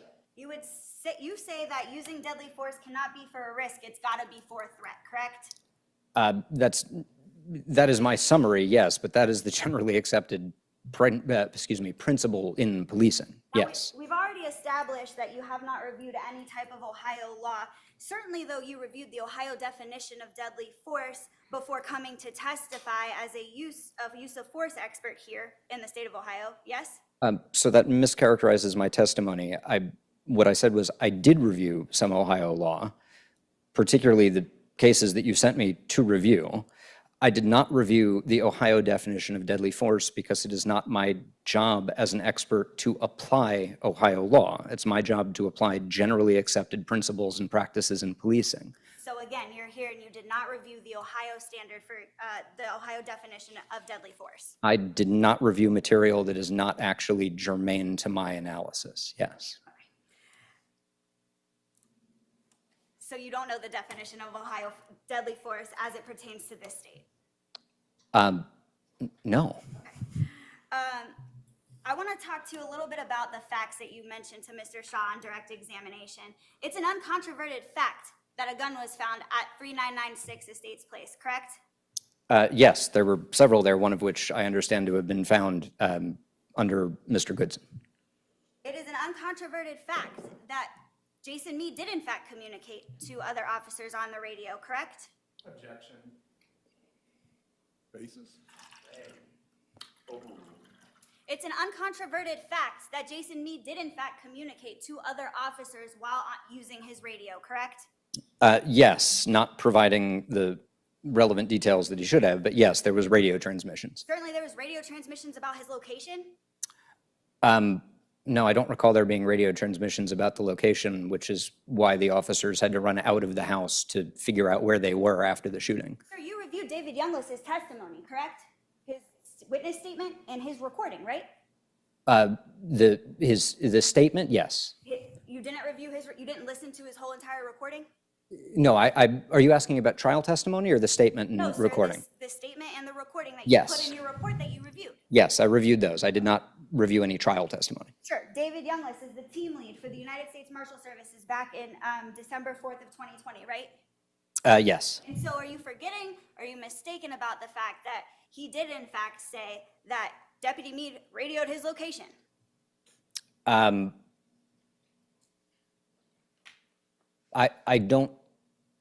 I know that the location of the actual incident was not radioed in. If you're referring to the transmission about them heading back towards the area where they had attempted to serve the search warrant, yes, that's not a precise location. That's just, hey, we're going back over to the area of the State's Place. Are you saying that you don't remember or you're mistaken about Deputy Meade airing about his location at Carl and Ferris, sir? Oh, I'm sorry, that's a totally different location, right? That's not the location of the shooting, which is what I was discussing. That's the intersection at which he made the observation. And you would agree with me that he did absolutely radio his location of where he made that observation, correct? There was, yes, one officer's testimony to that fact, And yes. you would agree with me that he absolutely radioed and aired what it was that he was observing as he was at the intersection of Carl and Ferris, correct? Objection. Basis? May we approach? No, overruled, you can continue. I don't know what he was observing. I have the testimony of the other officers about the nature of what he was transmitting on the radio. And the nature of what he was transmitting on the radio was that he saw a guy waving a gun, correct? Something to that effect. Now, I want to talk to you about your conclusions in your report that you mentioned on direct examination. You have your report up there, right? I do. I'm talking about the conclusion B on page 55. That's 2B, sure. Let me know when you get there, please.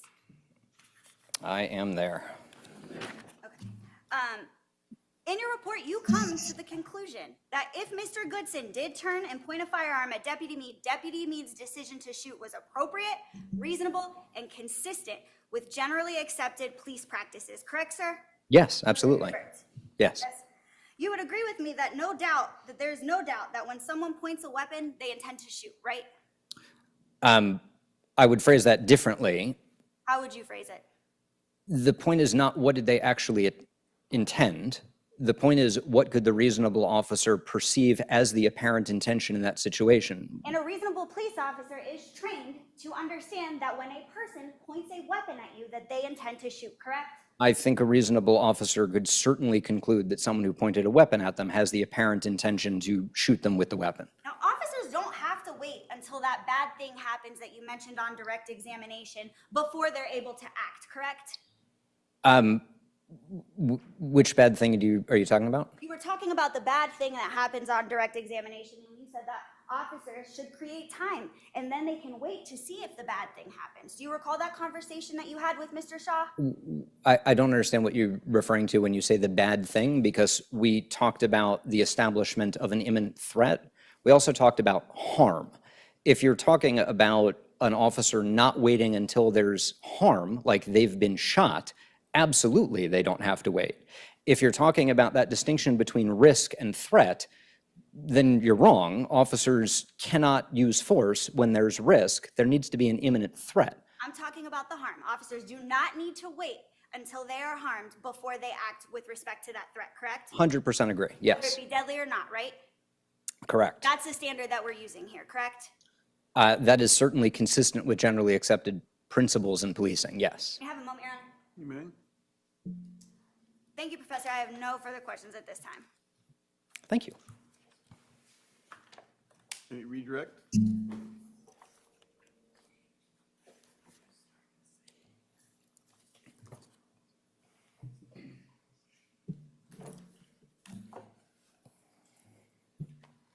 Just a couple questions, Your Honor. Thank you.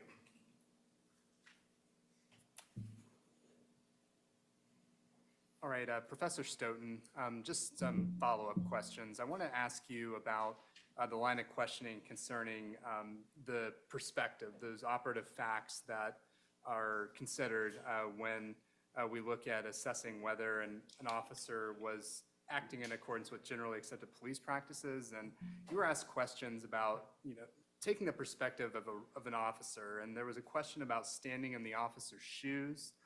And I just wanted to have you clarify, whose perspective are we taking when we talk about being in the officer's shoes at the scene of a particular incident? Sure. So this is the idea of the reasonable officer. We use this, the reasonable officer is not a person, right? We can't point and say, this is the guy or this is the gal. It's a bit of a construct that we use to say, if we take the defendant and we pull them out of the scenario entirely and we drop into their exact position, the reasonable officer, what would the reasonable officer have perceived and concluded in that situation?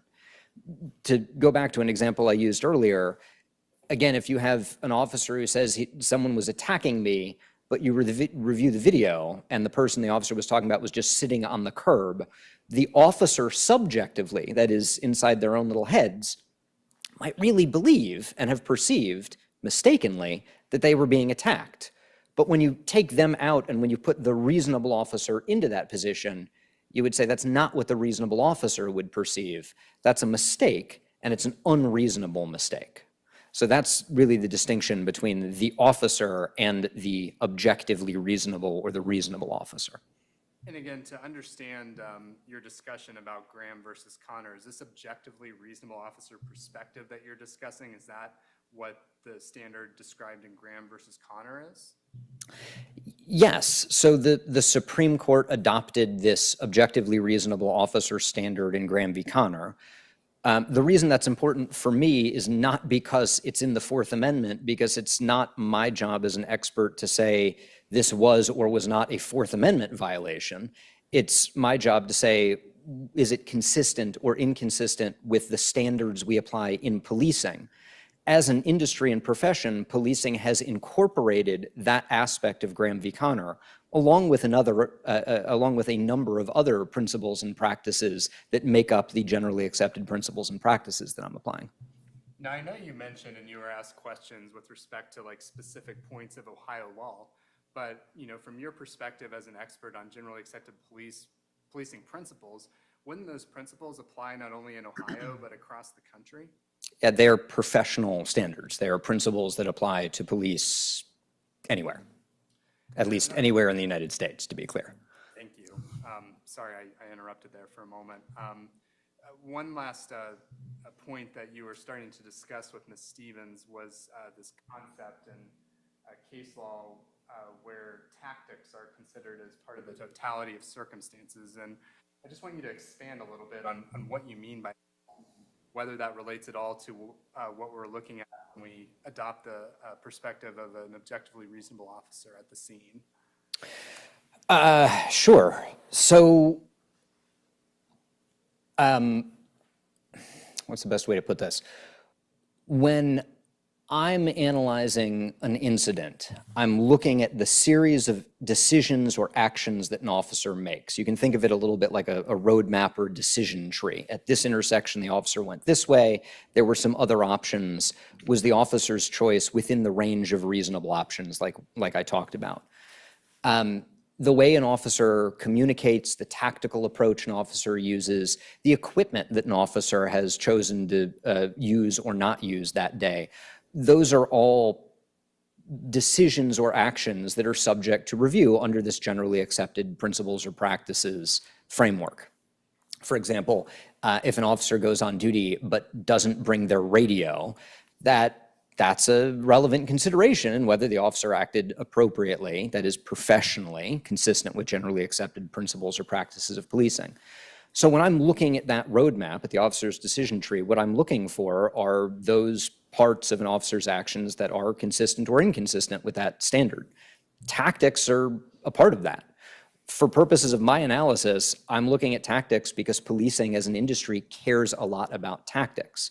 We devote a ton of training time to tactics, to reviewing tactics, to educating officers, to updating tactics, to learning from tactical missteps and updating tactical practices. That's why it's relevant to my analysis. Thank you.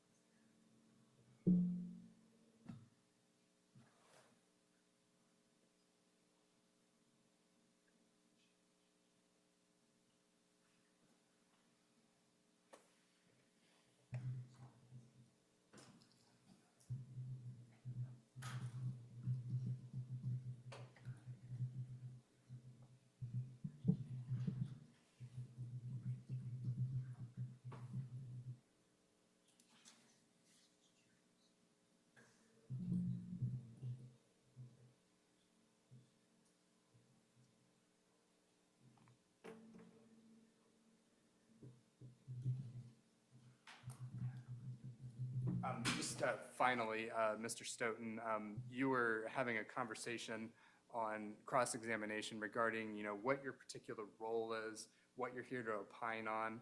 So if you could just summarize that and explain to the jurors, just so there's clarity as to, whether you're here as legal advisor or advising on generally accepted police practices. Objection, Your Honor. Basis? This is outside of the scope of my cross-examination and asking for a cumulative opinion here and a summarization of professor's testimony. Overruled. You can answer.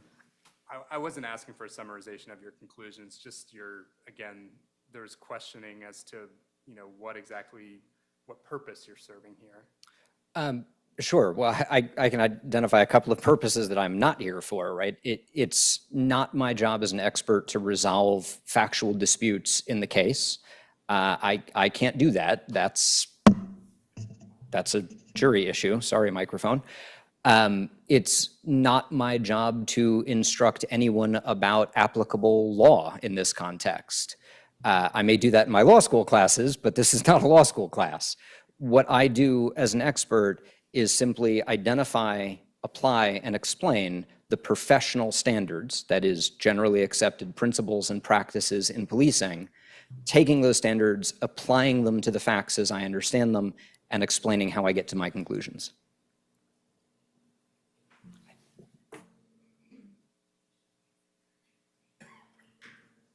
Thank you, Mr. Stoughton. Any questions? No request needed, Your Honor. All right, you can step down, leave everything there. Thank you, Your Honor.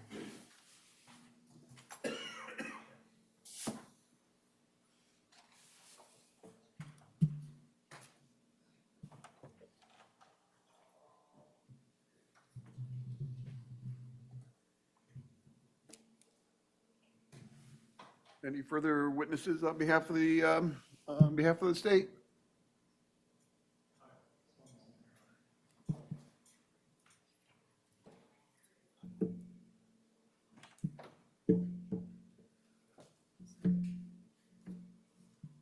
We have no further witnesses, but I think. Okay, ladies and gentlemen, we're going to take about a 15-minute recess. Do not discuss this case among yourselves. Do not permit anyone to discuss it with you or in your presence. It is your duty not to form or express an opinion on the case until it's finally submitted to you. All right.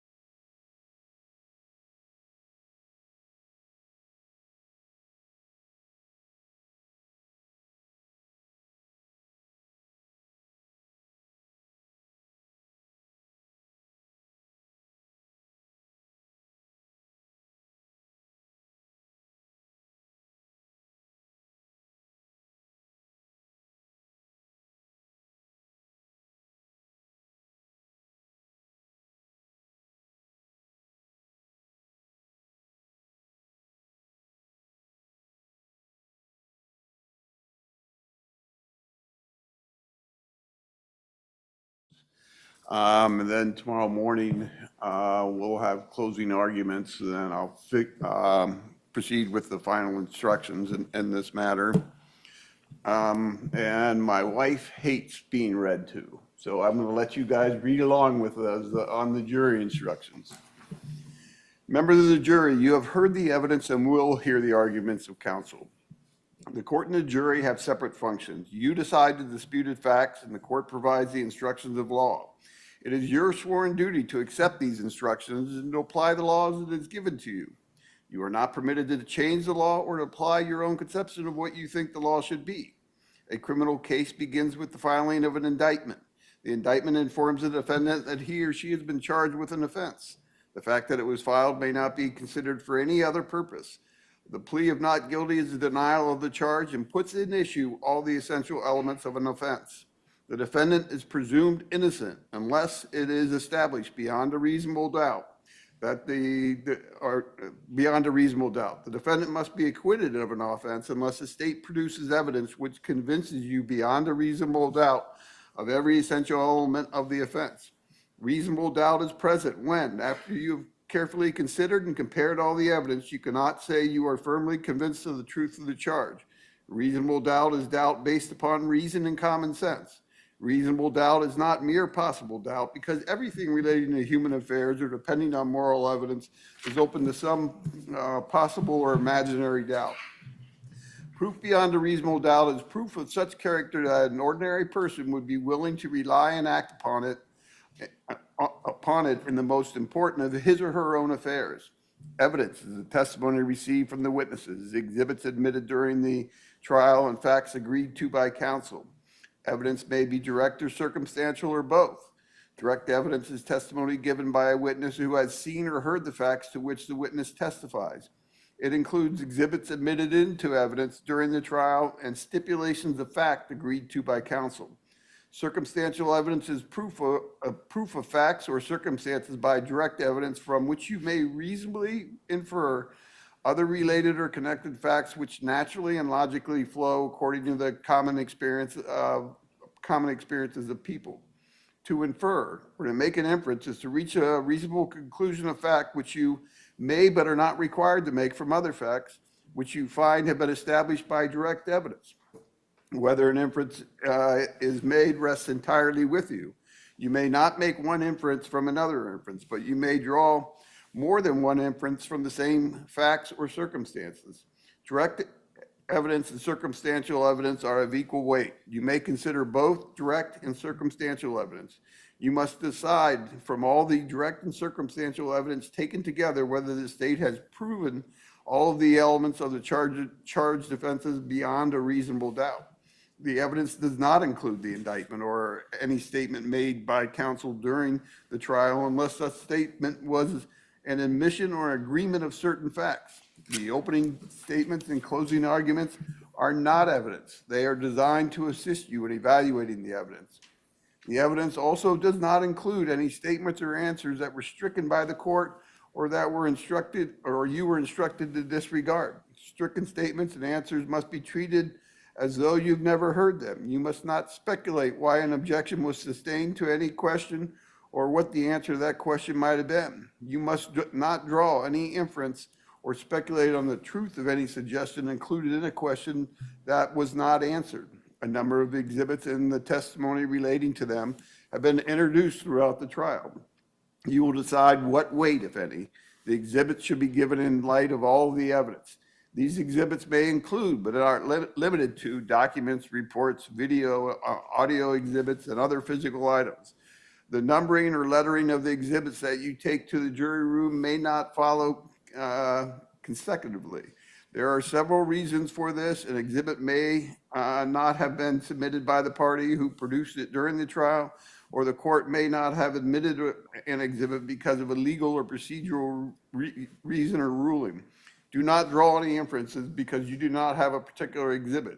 You will have in the jury room the verdict forms and all the exhibits received in the evidence during the course of the trial. You will not be given any other exhibits during your deliberations. The lawyers are permitted to stipulate that certain facts exist. This means both sides agree that those facts do exist and are part of the evidence. You are to treat a stipulation as any other evidence. You are the sole judges of the facts, the credibility of witnesses, and the weight of the evidence. To weigh the evidence, you must consider the credibility of witnesses. You will use the tests of truthfulness that you use in your daily lives.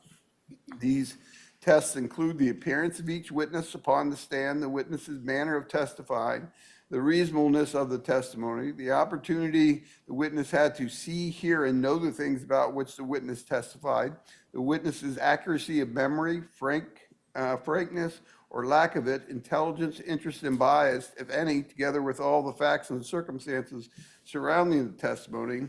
Use these tests and assign to each witness's testimony such weight as you think proper. You are not required to believe the testimony of any witness simply because the witness was under oath. You may believe or disbelieve all or any part of the testimony of any witness. It is your duty to decide what testimony to believe and what testimony not to believe. You should not decide any issue of fact merely on the basis of the number of witnesses who testify on each side of an issue. Rather, the final test in judging evidence should be the force and weight of the evidence, regardless of the number of witnesses on each side who testify to an issue. The testimony of one witness, if believed by you, is sufficient to prove any disputed fact. Also, discrepancies in a witness's testimony or between their testimony and that of others, if there are any, does not necessarily mean that you should disbelieve the witness, as people commonly forget facts or recall them differently after the passage of time. You are all aware of the fact that two persons who are witnesses to an incident may often see or hear it differently. In considering the discrepancy of any witness's testimony, you should consider whether such difference concerns an important fact or a trivial one. Generally, a witness may not express an opinion. However, one engaged in a particular profession may express his opinion because of his education, knowledge, and experience. Such testimony is admitted for whatever assistance it may provide to help you arrive at a just verdict. As with other witnesses, upon you alone rests the duty of deciding what weight should be given to the testimony of the experts. In determining its weight, you may take into consideration their skill, experience, knowledge, veracity, familiarity with the facts of this case, and the usual rules for testing credibility and determining the weight to be given to the testimony. Hypothetical questions which are instructed, the hypothetical questions which instructed the expert to assume that certain facts were true and to give an opinion based upon such assumption have been asked. You must determine whether the assumed facts upon which the expert based his opinion are true. If any assumed facts was not established, you will determine its effect upon the opinion of the expert. The testimony of the defendant is to be weighed by the same rules that apply to other witnesses. The charges set forth in each count of the indictment constitute a separate and distinct matter. You must consider each count and the evidence applicable to each count separately, and you must state your findings as to each count uninfluenced by your verdict as to any other count. The defendant may be found guilty or not guilty of one or all of the offenses. The court will now outline and define the specific issues in this case. Count one. The defendant is charged with murder in count one of the indictment. Before you can find the defendant guilty of murder as set forth in count one, you must find that the state of Ohio has proved beyond a reasonable doubt that on or about the 4th day of December 2020 in Franklin County, Ohio, the defendant purposely caused the death of Casey Goodson Jr. Purpose to cause the death of another is an essential element of murder. A person acts purposely when it is a specific intention to cause a certain result. It must be established in this case that at the time in question, there was present in the mind of the defendant a specific intention to cause the death of another. Purpose is a decision of the mind to do an act with conscious intent to produce a specific result or engage in specific conduct. To do an act purposely is to do it intentionally and not accidentally. Purpose and intent mean the same thing. The purpose with which a person does an act is known only to that person unless he expresses it to others or indicate it by his conduct. The purpose with which a person does an act or bringing about a result is determined from the manner in which it is done. the means or weapons used, and all other facts and circumstances in evidence. You may infer a purpose to cause the death of another when the natural and probable consequence of the defendant's acts is to produce death in light of all of the surrounding circumstances. Such circumstances include the weapon used and its capability to destroy life. If you find that the defendant used a deadly weapon against another man in a manner calculated to destroy life, you may but are not required to infer the purpose to cause the death from the use of the weapon. Whether an inference is made rests entirely with you. Proof of motive is not required. The presence or absence of motive is one of the circumstances bearing upon purpose. Where an act is a crime, a good motive or purpose is not a defense. Deadly weapon. Deadly weapons means any device, any instrument, device, or thing capable of inflicting death and designed or specifically adapted for use as a weapon or possessed, carried, or used as a weapon. A deadly weapon is an instrument, device, or thing that has two characteristics. The first characteristic is capable of inflicting or causing death. The second characteristic is in the alternative, either the instrument, device, or thing was designed or specifically adapted for use as a weapon, or it was possessed, carried, or used, in this case, as a weapon. There are questions of fact for you to determine. Proof of fear or apprehension on the part of the person against whom the weapon is used or threatened is not required. Cause is an essential element of murder. Cause is an act or failure to act that is a natural and continuous sequence directly produces the death and without which it would not have occurred. The defendant's responsibility is not limited to the immediate or most obvious results of the defendant's act or failure to act. The defendant is also responsible for the natural and foreseeable consequences or results that follows in the ordinary course of events from the act or failure to act. The defendant maintains that his use of deadly force against Casey Goodson was reasonable and lawful in the exercise of his official duties as a police officer and therefore justified because he had a reasonable belief that Casey Goodson posed a threat of serious harm or death to the defendant or to others. To establish a defense of justification, the defendant must prove that he was justified in using deadly force by preponderance of the evidence. Preponderance of the evidence means the greater weight of the evidence, that is, evidence that you believe because it outweighs or overbalances in your mind the evidence opposed to it. A preponderance means evidence that is more problematic or more probable, persuasive, or of greater probative value. It is the quality of the evidence that must be weighed. Quality may or may not be identical with quantity. In determining whether or not an issue has been proved by a preponderance of the evidence, you should consider all the evidence bearing upon the issues regardless of who produces it. If the weight of the evidence is equally balanced or you are unable to determine which side of the issue has a preponderance, then the defendant has not established such defense. If the defendant fails to establish the defense of justification, the state must still prove to you beyond a reasonable doubt all the elements of the crime. If you find that the defendant met the burden, your verdict must be not guilty. An officer is entitled to use deadly force in apprehending a suspect where the officer reasonably believes at the time that deadly force is utilized that the suspect poses an immediate threat of serious physical harm to the officer. If a suspect conduct threatens the officer at a level of serious physical harm or death, and an officer's use of deadly force to mitigate that threat will be deemed reasonable. And an immediate threat to the officer of serious physical harm or death will permit him to respond with deadly force. Whether the officer reasonably perceived a threat must be assessed objectively. The reasonableness must be judged from the perspective of a reasonable officer on the scene rather than the 20/20 vision of hindsight. The relevant legal consideration is not what the defendant officer should have known or done, but rather what the reasonable officer placed in his shoes could have believed about the situational need for deadly force in reacting to an imminent threat. You are strictly forbidden from using 20/20 vision of hindsight. Unlike judges and juries, officers on the beat are not afforded the luxury of armchair reflection. You must avoid substituting your personal notice of proper police procedure for the instantaneous decision of the officer at issue. The test for reasonableness is an objective one. The focus is specifically on the moment the officer used his weapon and in the moments directly preceding it. The question is whether an officer's actions were objectively reasonable in light of all the facts and circumstances confronting him, without regard to his underlying intent or motivation.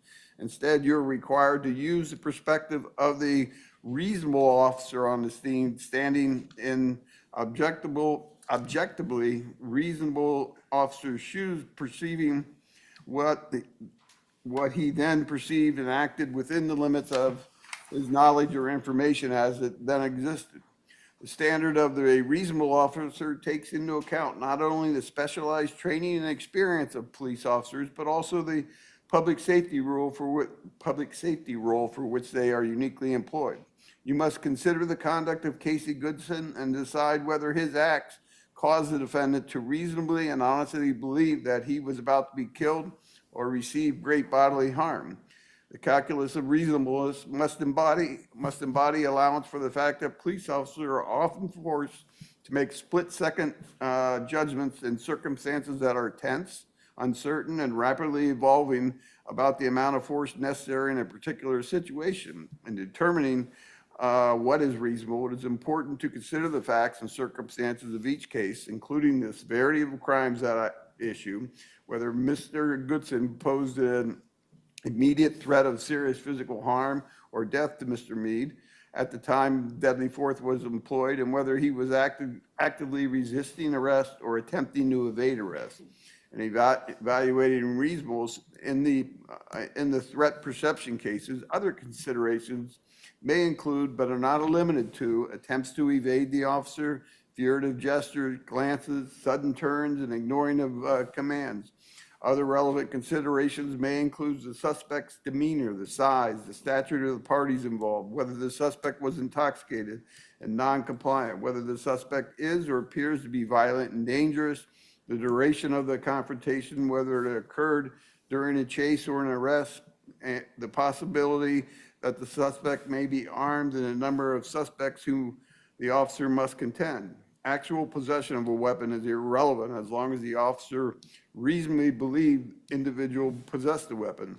The law does not require police officers to wait until a suspect uses harm to confirm that a serious threat of harm exists.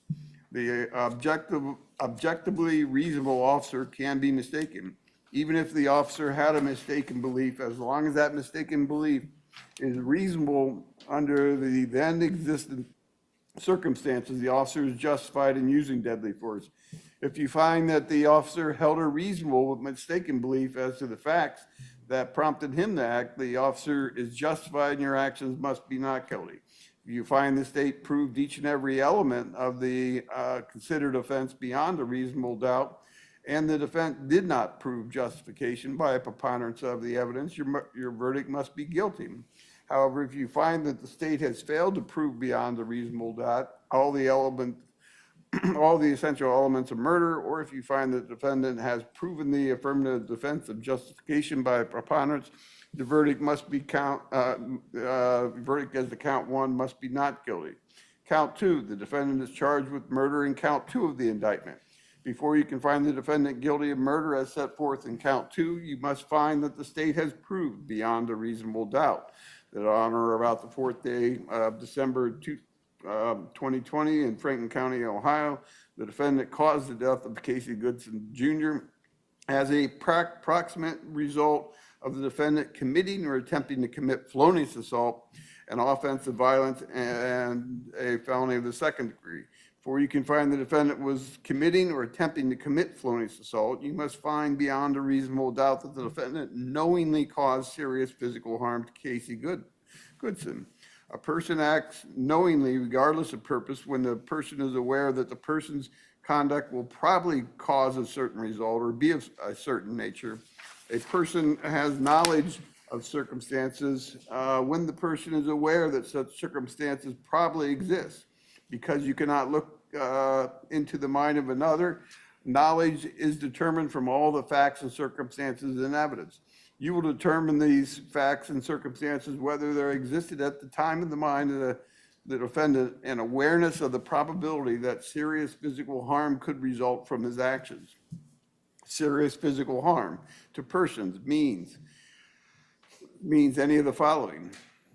Any mental illness or condition of such gravity as would normally require hospitalization or prolonged psychiatric treatment. Any physical harm that carries a substantial risk of death. Any physical harm that involves some permanent incapacity, whether partial or total, or involves some temporary substantial incapacity. Any physical harm that involves some permanent disfigurement or that involves some temporary serious disfigurement. Any physical harm that involves acute pain of such duration as to the result in substantial suffering, or such duration as to result in substantial suffering, or that involves any degree of prolonged or intractable pain. Cause has previously been defined. The defendant is alleging the affirmative defense of justification in count 2. Justified use of deadly force has been defined by you. If you find the state proved each and every element of the considered offense beyond a reasonable doubt, and the defendant did not prove justification by a preponderance of the evidence, your verdict must be guilty. However, if you find the state has failed to prove beyond a reasonable doubt all the essential elements of murder, or if you find the defendant has proven the affirmative defense of justification by a preponderance of the evidence, your verdict as to count 2 must be not guilty. The defendant is charged with reckless homicide in count 3 of the indictment. Before you can find the defendant guilty of reckless homicide, you must find that the state has proved beyond a reasonable doubt that on or about the 4th day of December 2020 in Franklin County, Ohio, the defendant recklessly caused the death of Casey Goodson Jr. A person acts recklessly when, with heedless indifference to the consequences, the person disregards a substantial and unjustifiable risk that the person's conduct is likely to cause a certain result or is likely to be of a certain nature. A person is reckless with respect to the circumstances when, with heedless indifference to the consequences, the person disregards a substantial or unjustified risk, and such circumstances are likely to exist. Substantial risk means a strong possibility as contrasted with a remote or significant possibility that a certain result may occur or certain circumstances may exist. Cause has previously been defined. The defendant is alleging the affirmative defense of justification in count 3. Justification use of deadly force has previously been defined for you.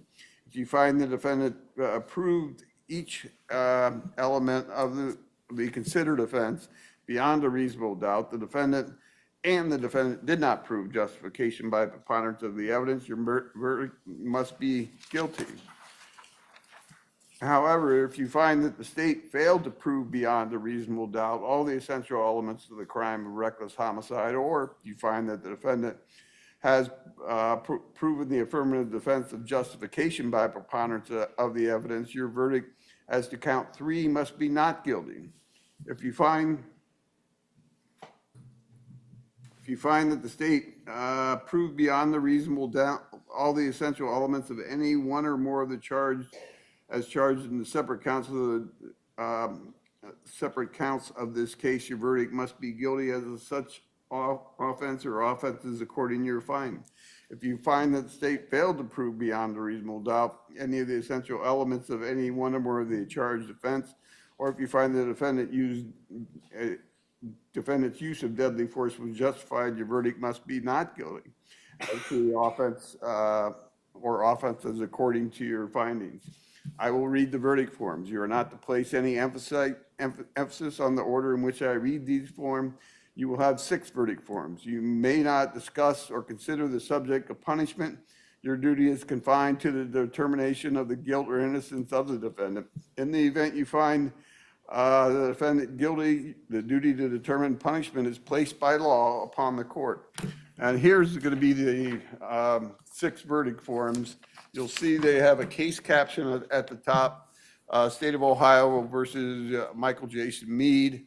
And on this verdict, it says, "We, the jury, upon our oaths and law and evidence in this case, find the defendant guilty of murder as charged in count 1 of the indictment, signed this blank day of February by each and every juror." And you'll see there's 12 spaces where you'll be able to sign your name, 1 signature for the foreperson. Similar setup, case caption, State of Ohio versus Michael Jason Meade. "We, the jury, upon our oaths and law and evidence, find the defendant not guilty of murder as charged in count 1 of the indictment, signed this blank day, February 2024, by each and every juror." Again, similar 12 signature lines. Third verdict, case caption, State of Ohio versus Michael Jason Meade. "We, the jury, upon our oaths and law and evidence in this case, find the defendant guilty of murder as charged in count 2 of the indictment, signed this blank day of February 2024 by each and every juror." Again, signature line. Fourth verdict form, case caption, State of Ohio versus Michael Jason Meade. "We, the jury, upon our oaths and law and evidence in this case, find the defendant not guilty as to murder as charged in count 2 of the indictment, signed this blank day of February 2024 by each and every juror." Fifth verdict form, same case caption, "We, the jury, upon our oaths and law and evidence in this case, find the defendant guilty of reckless homicide as charged in count 3 of the indictment, signed this blank day of February 2024 by each and every juror." Again, 12 signature lines.